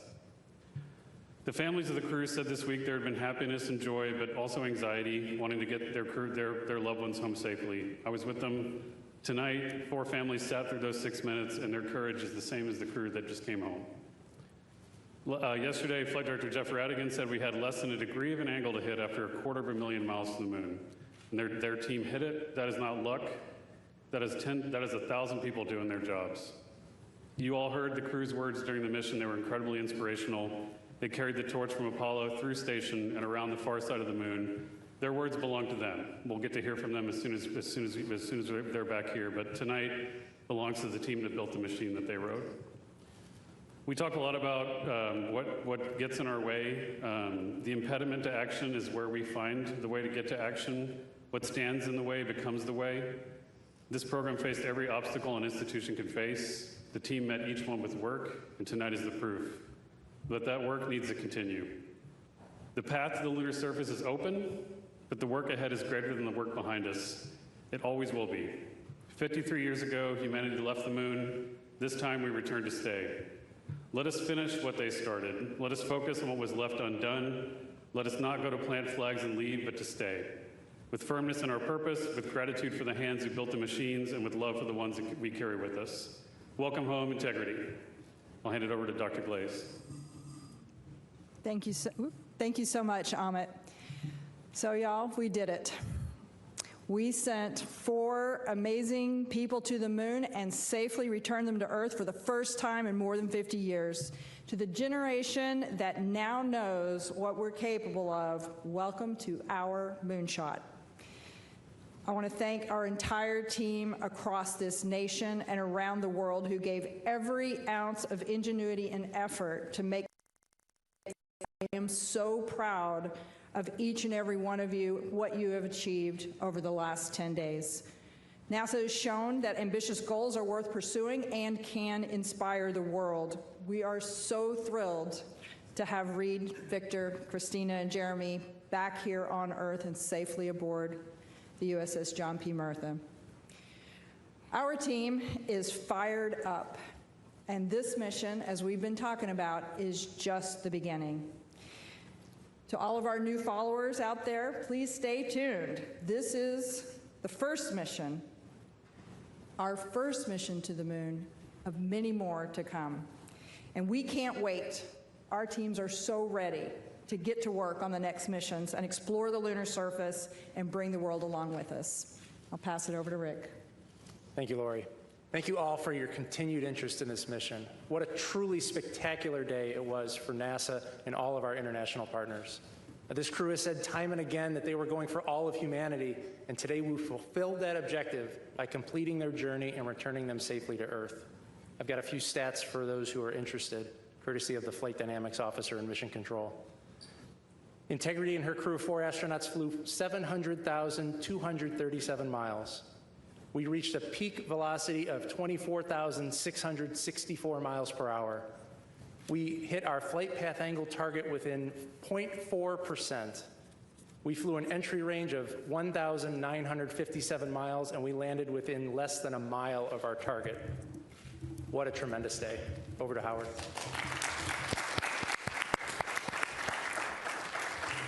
Thank you, Rick, and thank you to the flight control team. What an outstanding job. Wow, what a fantastic day. I mean, we've dreamed as a team of reaching this day, and appreciate Amit's comments. I mean, so many people have worked very hard, tirelessly to get this day. I think this mission has been historic and has demonstrated new capabilities for Orion spacecraft, has taken our crew farther than any crews that have ever gone to the moon and back safely. 252,756 miles, and that is a fantastic feat. We got a lot more to do, and I'm so happy that we get to have this moment, but we're going to have a lot of these moments coming up. And I want to thank the entire Orion team. They have worked tirelessly. They've dedicated many hours. They've committed to excellence and innovated and attacked challenges that we've come up with for both our NASA team, our industry partners, and our European team as well. We did it together. We brought the crew home safely. They deserve a round of applause. It was a terrific day for them as well. And I want to thank the crew. They have been a fantastic inspiration to our teams as well. You've heard their messages. We are so happy they're back on the ground. We can't wait to see them as well. And finally, you know, we've learned a lot from this mission. Number one was bringing the crews home safely, but it's also a test flight. And like Amit said, we have a work ahead of us to be done. We're going to learn from this mission. We're going to look at the data, and we're going to move forward. This is the start of a new era of human space exploration. Thank you. Well, thank you, Howard. What an incredible end to an incredible mission. I got to tell you, I think I'm trying to pick out the best thing that happened today, and I'll just say that we were sitting in the back room getting ready for this press conference, and Howard gets a call from Reed Weissman, the commander of Integrity, and it was so great to hear his voice and tell us that all the crew is okay, and we can say that we did our mission. We accomplished what we set out to do. I'm very proud of the efforts of the Exploration Ground Systems team that supported both the launch and recovery operations alongside our Navy partners. All the hard work and dedication over the last couple years paid off today, and the team did a great job. Our recovery teams are currently in the process of bringing Orion back on the well deck of the ship, and hopefully within about 4 or 5 hours it'll be hard down in the back end of the USS Martha. It's good to be NASA. It's good to be an American today. Thank you.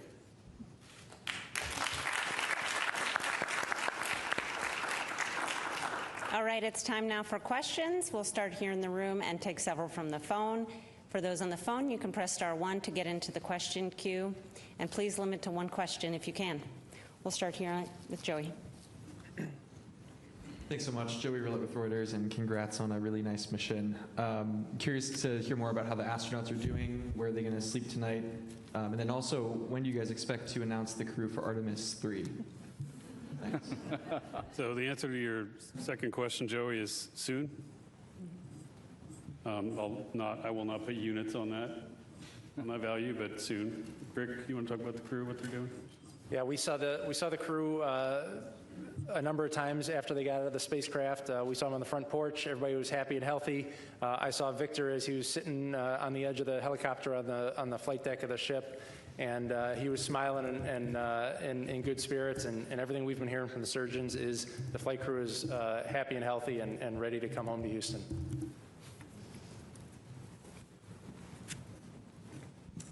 Hi, Lauren Gresh with Bloomberg. Congratulations again. You know, obviously, it's been such a great mission to watch from start to finish, but I guess I'm wondering if you had to categorize, you know, this was a test flight. What would you say is the issue that you feel maybe the most grateful arose during this mission so that you could apply that lesson learned to the next? Maybe you.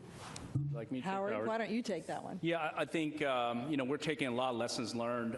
Certainly, learning about how the crew operates a spaceship has been a really great learning experience, and flying and ability for them to test drive for our spacecraft has been good. I think, as we mentioned previously, our pressure control assembly, where we discovered a leakage through the system. I think we learned a lot about that. That is a new finding. Certainly, we're going to go investigate that. We're going to look at that and move forward to make sure that we make some changes if necessary, but we'll get to all the data and we'll go forward from there. Marsha. Associated Press, Marcia Dunn.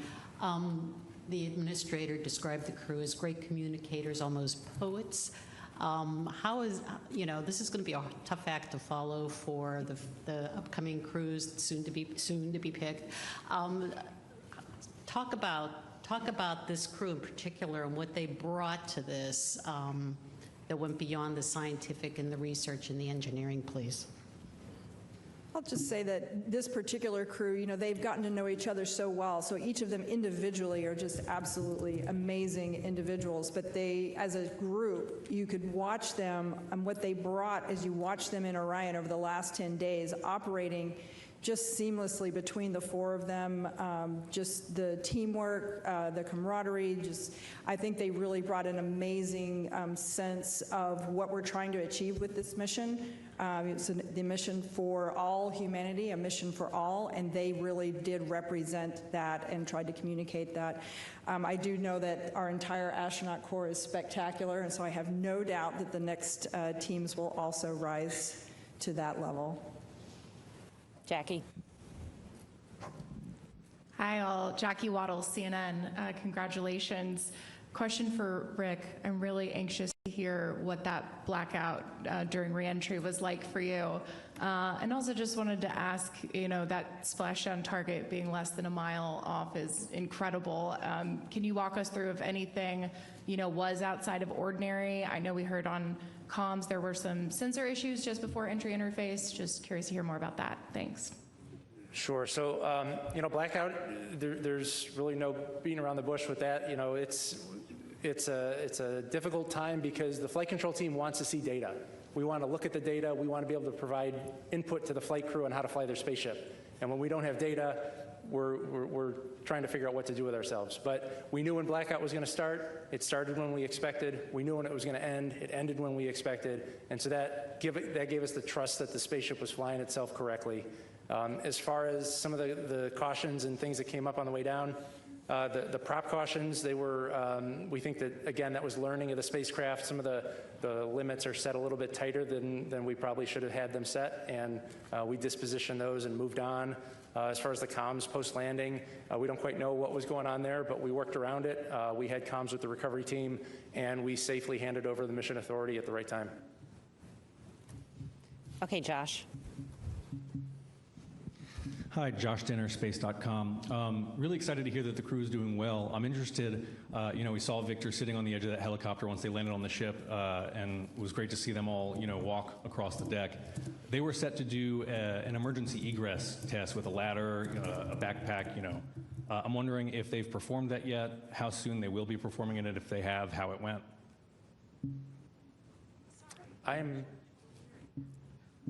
I'm not familiar with an emergency egress test post-landing. Given that this was a test mission, the number one goal was to get the flight crew out of the spaceship as fast as we could, and we weren't looking at any post-landing objectives. Yeah, we did do, I think, back when we were back on the launch pad, we did, during the CDDT, we did an emergency egress, but yeah, that's the only one I'm aware of that is that test. Yeah, but we'll check on it for you. Eric. Eric Berger, Ars Technica. Congratulations on making what I know is really hard look easy. It was a beautiful mission. Amit, you said the work ahead is greater than the work behind us. Can you talk about, as sort of NASA rises to these far greater challenges in Artemis III, Artemis IV, and building the moon base, how important it is for you and the agency to be flying humans in deep space again and sort of to be at an operational cadence? This has to be pretty uplifting to the workforce to put the 50 years of not being back to the moon behind us. Yeah, it's huge. I mean, flight cadence and iteration is the key to reliability and safety. We were waiting to fly this mission for several years. A lot of that was because of the issues we saw during Artemis I and making sure we did that the right way, and we tried to make sure the machine was perfect before we flew it. But the real way to do that is to keep iterating, to keep flying, keep learning, keep getting data in the flight environment. So that piece of how we've changed the architecture and demanding that higher cadence is going to be, I would say, mandatory for us to be successful. We need that muscle memory to exist. We need the data to keep coming in, and we need to be able to quickly iterate and change the machine as we learn from it. Everything we learned from Artemis II, we're going to get right after it, but I would say it's essential. Okay, Irene. Irene Klotz with Aviation Week and Space Technology for Amit. What do you think will be your biggest challenge to ensure that this mantle and responsibility of inheriting what Apollo did does not end like Apollo? I think we've talked about this a little bit before. What the architects of Apollo, Gilruth, von Braun, Siemens, Mueller, what they really wanted to do when they were given the challenge of expanding the range of action to the moon was to learn to live and work in space for a long time. They wanted to do that first. I talked a little bit about this with Rob earlier. I think, and of course, because of the nature of the environment they were in, they were in a race. They achieved their objectives. They were geopolitical as well as technological. But once it was done, it was done. And I think the foundation they wanted to build on is what we went to afterwards. So we wanted to, investigate reusability with shuttle. We did that. We wanted to learn to live in space for a long time with station. We've got to that point now, 25 years of occupation. And now it's interesting. I think where we are with the program is kind of where they wanted us to be before they decided to go do that, to actually enable a sustainable presence, to learn how to live and work there for a long time. So, it's a weird irony of history that, it took that long for us to do that, but we weren't sitting idle while that happened. We developed the capability to have an enduring presence, in space, and now we're going to take advantage of that now that we've reached back to the moon. Okay, we'll take one more in the room from Ken Chang, and then we'll go take several from the phone.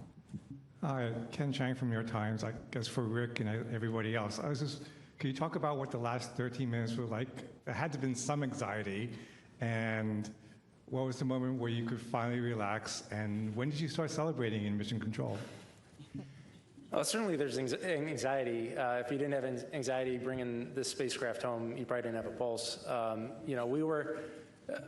I have a lot of trust in my team. We've got all flight controllers in the room on entry day went through a rigorous training process, and they are the system experts on their respective part of the spacecraft. And so while there's anxiety, there's a lot of confidence because the team is there to do a job, and we've trained well and we executed well. We all breathed a sigh of relief once the side hatch opened up. That's when we brought the team in. We said a few words to the flight controllers, and then we turned around to the families and waved to the families and gave them a thumbs up. And we all watched as a flight control team as each of the 4 astronauts got out of the spaceship and were hoisted up onto the helicopters. It was a great day. Okay, we'll take several questions from the phone now. The first one is from Micah Maidenberg with the Wall Street Journal. Hey, good evening. Question for Lori or Howard. I know it's very, very early here, but any initial thinking about the heat shield performance relative to Artemis I? And could you walk through how the heat shield will be assessed in the coming weeks and months? Thanks so much. So I'll just start, and then I'll hand it over to Howard. How's that? So, initially we gathered a lot of data already. Certainly you saw there were aircraft that were positioned in order to do some imagery and collect data. So we've got some of those data that can be analyzed in the coming days and weeks. We also had divers below the surface that took imaging of the heat shield before it was brought onto the Mertha, so that we could understand exactly what state it's in after it landed. And so I think we've already begun the data gathering piece of it. I'm sure there'll be more assessments once we get on the ship. And then Howard, why don't you talk kind of what the next steps are? Yeah, we already have 2 of our heat shield experts on board the ship. And so when we get the crew module into the well deck, and we'll do some inspections right off the bat. Like Lori said, we've got underwater divers that are taking pictures. And then after that, once we've inspected that on the ship, we'll transfer back to Kennedy Space Center. We'll have opportunity to look in detail and do scans of the heat shield, and we have a lot of good data from that. We also captured a lot of great imagery. Obviously, we haven't had time to digest all that data, but we will in the next several days, and make sure we understand if there's anything that happened that was anomalous. But we're very excited. The team is very excited to get that data from both the imagery and seeing it live in person. Next up is Jackie Mogensen with Scientific American. Hi, thanks for this. I wanted to follow up on one of the earlier questions about the astronauts. I was curious if it might be possible to tell us a little bit more, if we know, about what the astronauts will be doing in their first days back on Earth, what their first meal might be, or activities with their families. Thanks so much. Well, the top priority is going to be to get them promptly back to their families here in Houston. As far as the specifics, I'm sure each of the crew members has something special planned with their families, and that'll be the priority, is for them to take some time and spend with their loved ones. Yeah, I'm not sure we answered it, but we do anticipate them arriving back here in Houston 12 to 24 hours after splashdown, so that would be between 7 in the morning and 7 in the evening tomorrow. Next on the phone is Jeff Faust with Space News.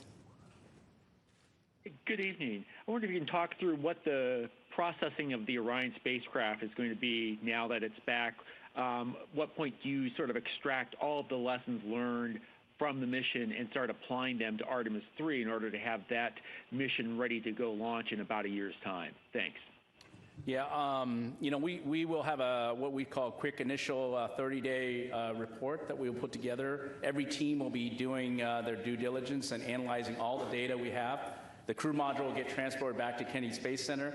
Sean's team, Exploration Ground Systems, is going to decontaminate the vehicle in terms of the propulsion system has hydrazine, and so we'll be working through that. In the meantime, we'll be pulling hardware off the boat in parallel with other activities, and when we get back to Kennedy Space Center, we've got about 286 components we're going to reuse in future missions already, and then we're going to look at other components and determine if we can reuse those as well. A lot of work, not only on the hardware flow, but also all the analysis of the data that we're going to need going forward to learn from this mission and carry forward for Artemis III and beyond. Okay, we'll take one more from the phone and then come back here into the room. The next question is from Richard Trudeau with Orlando Sentinel. Hi, thanks again for taking the time. This is another question for Howard. For Artemis II, is the docking system that you have to do with Blue Origin and/or SpaceX, is that at what point would that system be sort of in place on the new capsule? And I guess for Amit, how are your two contractors progressing toward having something that can actually go up there on your timeline? Thanks. Okay, I'll start with our docking system. Our docking system is ready to go. It's already been qualified. We've already got the flight unit at Kennedy Space Center. Later this summer, we'll integrate it on top of the crew module. And we've done a lot of testing already, so the final part is actually the mechanical mating of the docking hatch and the docking mechanism itself. And so we have a standard way of doing dockings in space that we expect Blue Origin and SpaceX to work with us on and accomplish that mission. Yeah, and as far as the other part, I think we're in a massive test campaign. We've got a huge test coming up of the Blue Origin Mark I lander, which will be the kind of smaller version of the lander they want to use to attempt the landing missions. There's going to be a test flight of that this year. We also have the test of the Block 3 Starship and Super Heavy, which is coming up hopefully in a few weeks here. So, every day in this program, we're going to be testing big machines, and we're just going to keep getting side by side with them to help them make progress. Okay, Jackie, and then we'll come back to the other side of the room. Thank you, Jackie Goddard for the Times of London. My question is for Howard. As a little boy, you were inspired by Star Wars. I wondered if today is better for you than Star Wars, and for future space travelers looking back at today, what should they see as being the significance? Thank you. Wow, you might be watching my old interviews or something, but I would say 1,000, I don't know what the number is, thousands of times better. I would say that I shared a moment with my father. He took me to see Star Wars. He's not alive today. I wish he was, because that little kid who saw and was inspired by the stars, and now we're able to send our crew out to the stars, the farthest any humans have been. I mean, I can't even express just how I feel and the goosebumps I have. And I would say that for all the kids out there, I mean, just pursue the dreams. I can't say any better than the crews. I tell my kids also, pursue what you're passionate about. And my passion is a space program. My passion is NASA. And I was able to accomplish that today, and hopefully many more days going forward. But you have an opportunity to do what you are passionate about. And hopefully those kids who are in love with human spaceflight, in love with going to the stars, will be inspired by us, especially by our crews. And come join NASA. Come work for us. We got a lot of missions ahead. Okay, go ahead. Thank you. Ariel Moutsatsos from Televisa Univision. The only mission until today that for which the communications blackout lasted 6 minutes was Apollo 13, if I am not mistaken. Today's lasted 6 minutes, around 6 minutes. Does that say anything about the design of the ship, or what is the reason behind that? And also, very quickly, can we see a Hispanic in one of the next missions of Artemis? Thank you very much. As far as the duration of the blackout, a lot of that, that's just dictated by the physics of the approach trajectory. The Orion spacecraft, when you get enveloped by plasma that's thousands of degrees, the radio frequency of the antennas just can't shoot through that. On the space shuttle, we were lucky we had the tail, and we had an antenna up on the tail, and it took us a while to figure that out, that was a way to keep calm. For Orion, it was 6 minutes, but it was predicted, and it played out exactly as we predicted, so that just gave us confidence that it was flying the way it was supposed to. Will. Hi, thank you. Will Robinson Smith with Spaceflight Now, and congratulations again tonight. A question for Rick. The whole flight operations team has been exceedingly busy throughout the course of this mission, in preparation for this mission. I imagine there will be a little bit of breathing room now that the crew is back safely on Earth, but when do you kind of get the band back together to start prepping for Artemis III, and will it be the same complement of flight directors that we saw for Artemis II? Thank you. Well, you're right that the next mission is right around the corner, and we'll take the lessons learned from Artemis II. We learned a bunch on how to fly people in space, both from a vehicle operations, but also from how to run a control room with a deep space mission. And when the time is right, we'll get back into flight-specific training. And we've got a core group of about 30 flight directors, and they're all extremely capable. And I think anybody who's assigned to that next mission is going to be as successful as the three of us, myself, Judd, and Jeff. Yes, we'll take you. Tom Clark with Sky News. Congratulations on a very successful mission. Amit, you spoke yesterday of there only being irrational fears. I wonder if you succumbed to any, and if so, what they were. But more after such a successful test flight, how much of a boost is this to NASA's confidence in its wider mission to stay on the moon?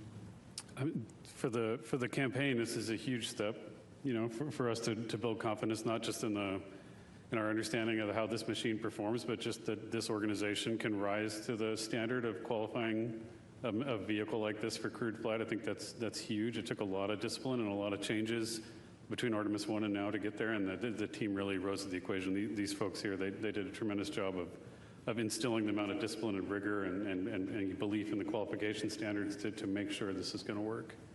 And so to me, that was almost the biggest objective of this mission, was to prove to ourselves that we could move to crewed flight, but maintain the same level of risk knowledge and understanding, but also really focus on what that looks like. To your point, it is when you fly the crew, when you fly any crew, you can be paralyzed.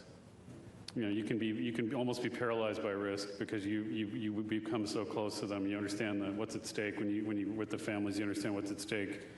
But the crew knows this, and we have to do it too, but organizationally understand that what we do is we take calculated risks, and that it's going to take risks to explore. But you have to make sure you find the right line between being paralyzed by it and being able to manage it and bound it the right way.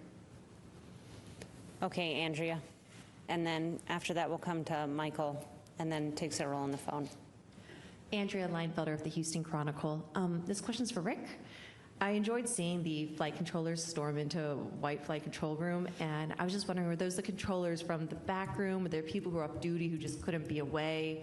And why was it important to open the room to them and to let more of the Houston workforce celebrate that moment? Thanks.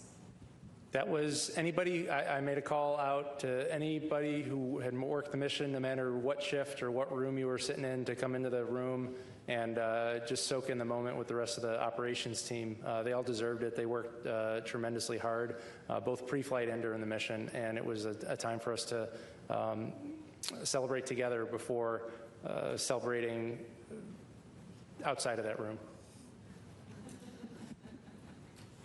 Okay, Michael. Hi, Michael Atkinson, Houston Public Media. Congratulations again. My question is also for Rick. I think that we've asked the crew several times if they felt the weight of this moment, and I'm curious if you felt, or if your other flight directors felt the weight of this, that as you were going through all this, you're like, this is what Gene Kranz felt, this is what Chris Kraft felt. Did you ever feel that moment? There were a couple of times where you have a lull in the shift, and you can kind of sit back in your seat and just look out the window. I do that at ISS a lot when I work down the hall working in Ficker 1. You just enjoy the view. As I worked early in the mission on the planning shift, the moon was getting bigger and bigger, and it was fun to just sit and watch the moon get bigger. And then as we worked on the entry -1 day shift yesterday, and then on the entry shift, it was fun to watch the Earth get bigger. And it was fascinating to watch orbital mechanics take over. And in the last day when I took the console, I think we were, earlier this morning, I think we were over 50,000 miles away from Earth. And we made up that last 50,000 miles in the last 8 hours. And it's a fun job to do. All right, we'll take several questions from the phone. We have Anthony Leone with Spectrum News. Hello, it's Anthony Leone with Spectrum News. Thank you so much for taking our questions. This is certainly a historic moment. NASA has kicked off the return of humans visiting the moon. How does it feel to write this new chapter in our history book? I have to tell you, my background is in planetary science, and I was an active planetary scientist for a couple of decades, and I had this incredible honor to come over and work with the human spaceflight side of NASA and the team that have put this together. But as someone who has been interested in what we can do in exploring the moon and going beyond low Earth orbit, I think the weight of this mission and just how incredibly impactful it is that we have actually achieved this. During our lifetimes here, we have done this, right? When I was, Apollo was when I was a child, and to be here now and say, we actually did this, we've gone back and we're gonna go build a moon base. We are going to have an enduring presence on the moon. Just incredibly powerful. The next question is from Manuel Masanti with Exploración Espacial. Thank you so much. Congratulations to everyone. Manuel Masanti with Exploración Espacial.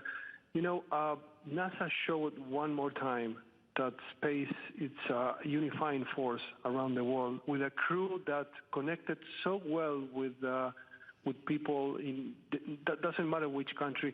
How important was, for anyone in the panel, how important was this mission for the agency and for the future of the Artemis program?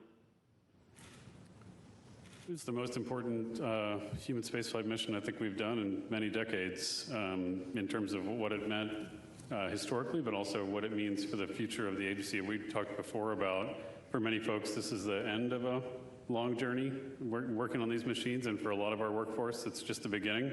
But it is definitely an inflection point for all of us. So it's hard to understate, just how incredibly valuable it is to the entire team. Let's go here to Zach. Yes, thank you. Congratulations. Zachary Albert with the Launchpad from Canada.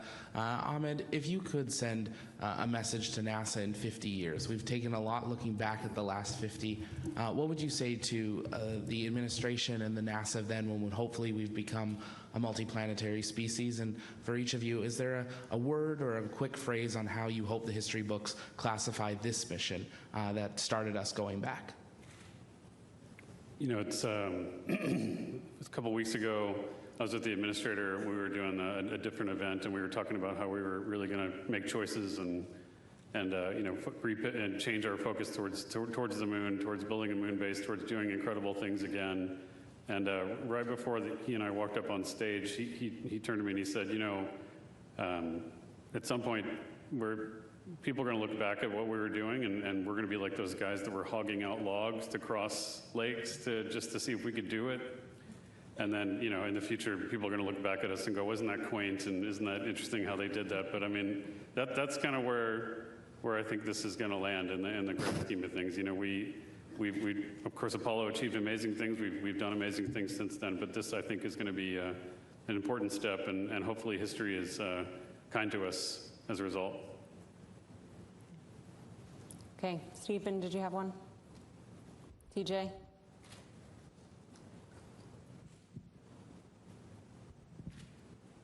TJ Muscaro with the Epoch Times. Thank you all so much, and congratulations again. My question is about the two backups.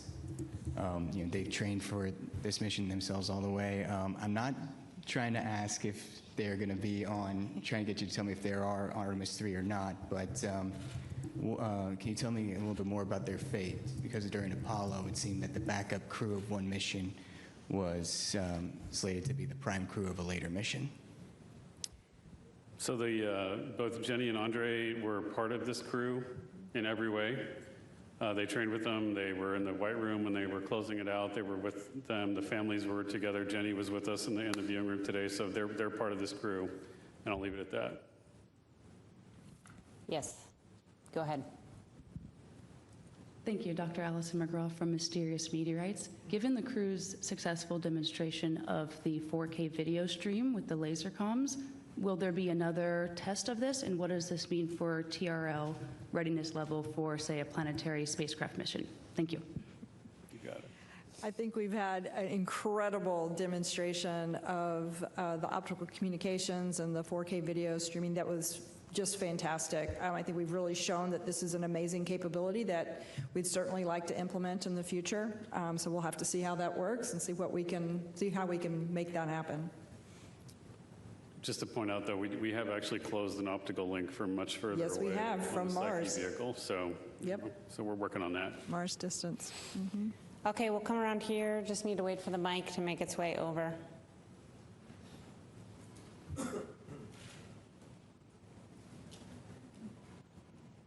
Hi, thank you again for doing this, and again, congrats on just such an amazing mission. Beverly Casillas for Space Scout here, and I just had a quick question. We've seen some really incredible imagery throughout the course of this mission. It's been great, to get that downlinked quickly with the laser comms. And I'm curious how much of that imagery that was taken during the mission on board has been downlinked, and how much of that still remains on the spacecraft to be recovered later. Thank you. I don't happen to know the official stats, but we can certainly follow up with you at a later date. I do know that Reed had made the comment that even though they sent back quite a bit, that the stuff they have with them is pretty amazing. So once we get it off the physical media on the vehicle, hopefully we'll be able to get it to you guys soon. Yeah, we'll get all those SD cards, we'll get them all downloaded. And of course, all of the imaging that was required on Monday, that was the science imaging, all of that will be made available through the planetary data system and archived. Okay, we'll take a few more from the phone. Next is Alejandro Turnbull with Space Scout. Hi, congratulations everyone on a fantastic mission. Question for Rick. As the spacecraft was descending under parachute, we saw on the infrared camera some plumes emanating from the vehicle that looked like either venting or thruster firing. Just wondering if you could speak a little to what the spacecraft was doing then, what exactly caused those plumes. Thank you. Yeah, not knowing the video that you're referring to, I would imagine that's probably the spacecraft reorienting itself. When we're on our main parachutes, we do a reorientation to ensure that the most robust structural portion of the spacecraft contacts the water first. And so I suspect the plumes you were seeing were the crew module reaction control system thrusters firing. The next question is from David Denault with About Space Today News. First, I'd like to say just not congratulations, but I think this is just one of the most spectacular missions NASA has ever accomplished. And a lot of people have compared this to Apollo 8. And I can tell you there is no comparison to what has been done with the Orion spacecraft and the technology from our European Space Agency partners. I was there from the beginning of Apollo 8. I'm probably was broadcast journalist today. But my question to each of you, what was your wow moment? Let's start with Mr. Quinn. You're kind of lonely over there. I didn't hear the question. Yep. Just pick an awesome thing. Awesome. Oh. Well, being a guy from the Kennedy Space Center, the launch was a pretty special day. To see all those umbilicals clear the vehicle and the vehicle clear the tower, and have that rocket rise off the pad was absolutely amazing. Yeah, man. Yeah. All right. I know Victor always says touchdown, getting onto the water. For me, the greatest moment was the parachutes, the main chutes deploying. I think seeing that, I was chanting "Go, go, go" by myself. Somebody shot a video of that. I think I was going crazy, but I just kept saying that as the drogues came out, but when the mains came out and they started slowly inflating, I mean, that was just a tremendous moment. Like I said, objective number one is get the crew home. And I know there's all kinds of things that can happen after that, but having those mains and getting the vehicle to 16 miles per hour from 24,600 miles per hour is pretty amazing. And getting those chutes down was a great moment. I'm going to vote for the naming of the two craters as my top moment. I know it's all still fresh, so for me, I'm probably going to say two things. When the crew, when Reed reported back, 4 crew green after splashdown, that's what we hope for, right? So that was pretty awesome. And then when we saw Christina come out of the capsule, then I was like, okay, we're here. Okay, we'll take, oh, sorry, I'm at. No, it's okay. Mine's easy. It'll be tomorrow when I see my friends again. All right, one more from the phone and then back into the room. So the phone question will come from Russell Pounds from Pacific Rim Media. Hi, this is Russell calling from Alaska today. Congratulations to all. And I'll tell you, there were tears of joy in the room here where we were watching. My question is about logistics. I'm thinking about all of the moving parts it takes to bring food, power, telecom, and so forth on a complicated mission. What were some of the logistics lessons learned that might be useful to organizations back here on Earth? Interesting.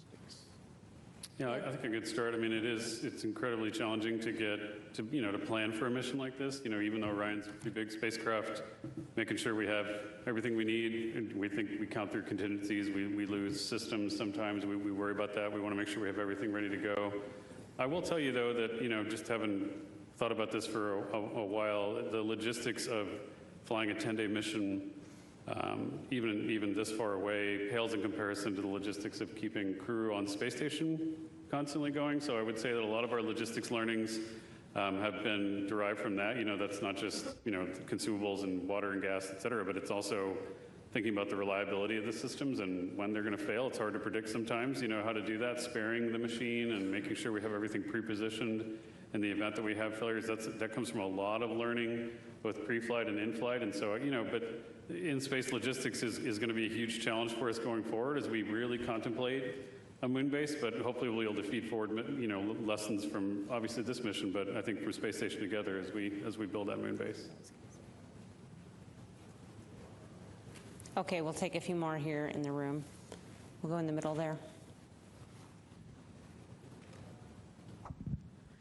Hi, Jishnu Nair, Houston Business Journal, echoing congratulations on a great mission. While we were following along, we had a lot of voices from the space industry, especially here in Houston, kind of chime in and express their support and as well. And I know that a lot of those companies are working on specific NASA proposals or submissions, but in general, how would you say you'd like to see the industry kind of respond to the kind of achievement that NASA has done here and hopes to continue with Artemis? I'll take the first stab on that one. How I'd like to see industry respond is to take this as not just the inspiration, but the challenge. You've heard that we really want to speed up our cadence and be able to return our crew back to space within a year and to the surface of the moon in 2 years. In fact, hopefully land on the moon twice in 2028. In order to do that, we're not going to be able to do that alone. We need all of industry to work and come along with us, and they need to accept that challenge and come with us and really start the production lines that are going to be required in order to achieve that goal. Okay, let's hear in the white hat.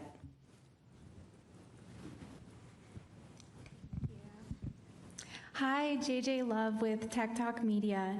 I just have some words of recognition for you all and the entire Artemis team.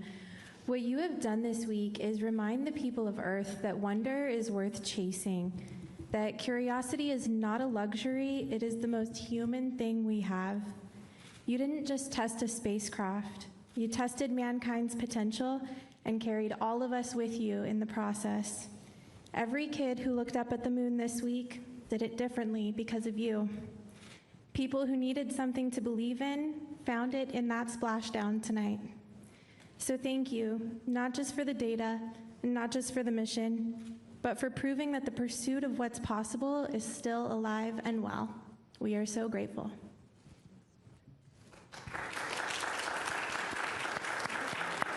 Thank you for that. Very well said. Thank you for that. I would tell you that, for everybody listening, this is the taxpayers' program. People paid for this. The people invested in this. They invested in all of the things that we do, and so we're grateful for the support. Okay, we'll take a couple more questions and then we'll go ahead and wrap. We have one here and then further back. Hello, congrats. Emily Martin from CRD's Best Friends. Reed Wiseman addressed a shout out to the ESM right after it separated from Orion, saying that it powered their journey on the moon with perfection. I was wondering what comments you might have on the performances of the ESM and on the future of that collaboration with Europe. Yeah, I would say that the European Service Module in general performed as expected. I know we learned a little bit about the pressurization system, and we'll work on that. But overall, really great part of our spacecraft. Really appreciate our European partnership. We do have continued partnership with them for Artemis III, 4. We're building ESM-5 as well, and we'll continue to do that as we move forward. All right, we'll take one final question. Hi there, Chelsea Torres with Fox. Again, congratulations on a historic mission. Again, test flight, and one thing that we are as humans are explorers. And so I'm curious if you're able to kind of talk about this. During the lunar flyby, we saw the excitement not just from the crew, but also from everyone in mission control. Was there anything that kind of stood out to you, whether it was the Terminator, the certain pictures and data, anything at all that you can speak to that maybe you didn't know before about the lunar surface, our planet, space itself, that you'd like to speak about? Thank you. I'm just going to call out the one thing that I thought was truly unique about this mission. I mean, certainly there's a ton of new things that we've done with having our crew observe far side of the moon and being able to observe these features after their incredible training. But I'll tell you, the one thing that really stands out to me is being able to watch our crew observe an eclipse. By having the moon passing between their spacecraft and the sun. That was a totally unique experience and something that I was so proud that we could all participate and travel along with them and experience that moment. All right, that's all the time we have today. Thank you very much to our participants today and to all of you for following along. You can find the latest information about our missions on nasa.gov, and hopefully soon information about the expected arrival time of the crew back in Houston tomorrow. Thank you.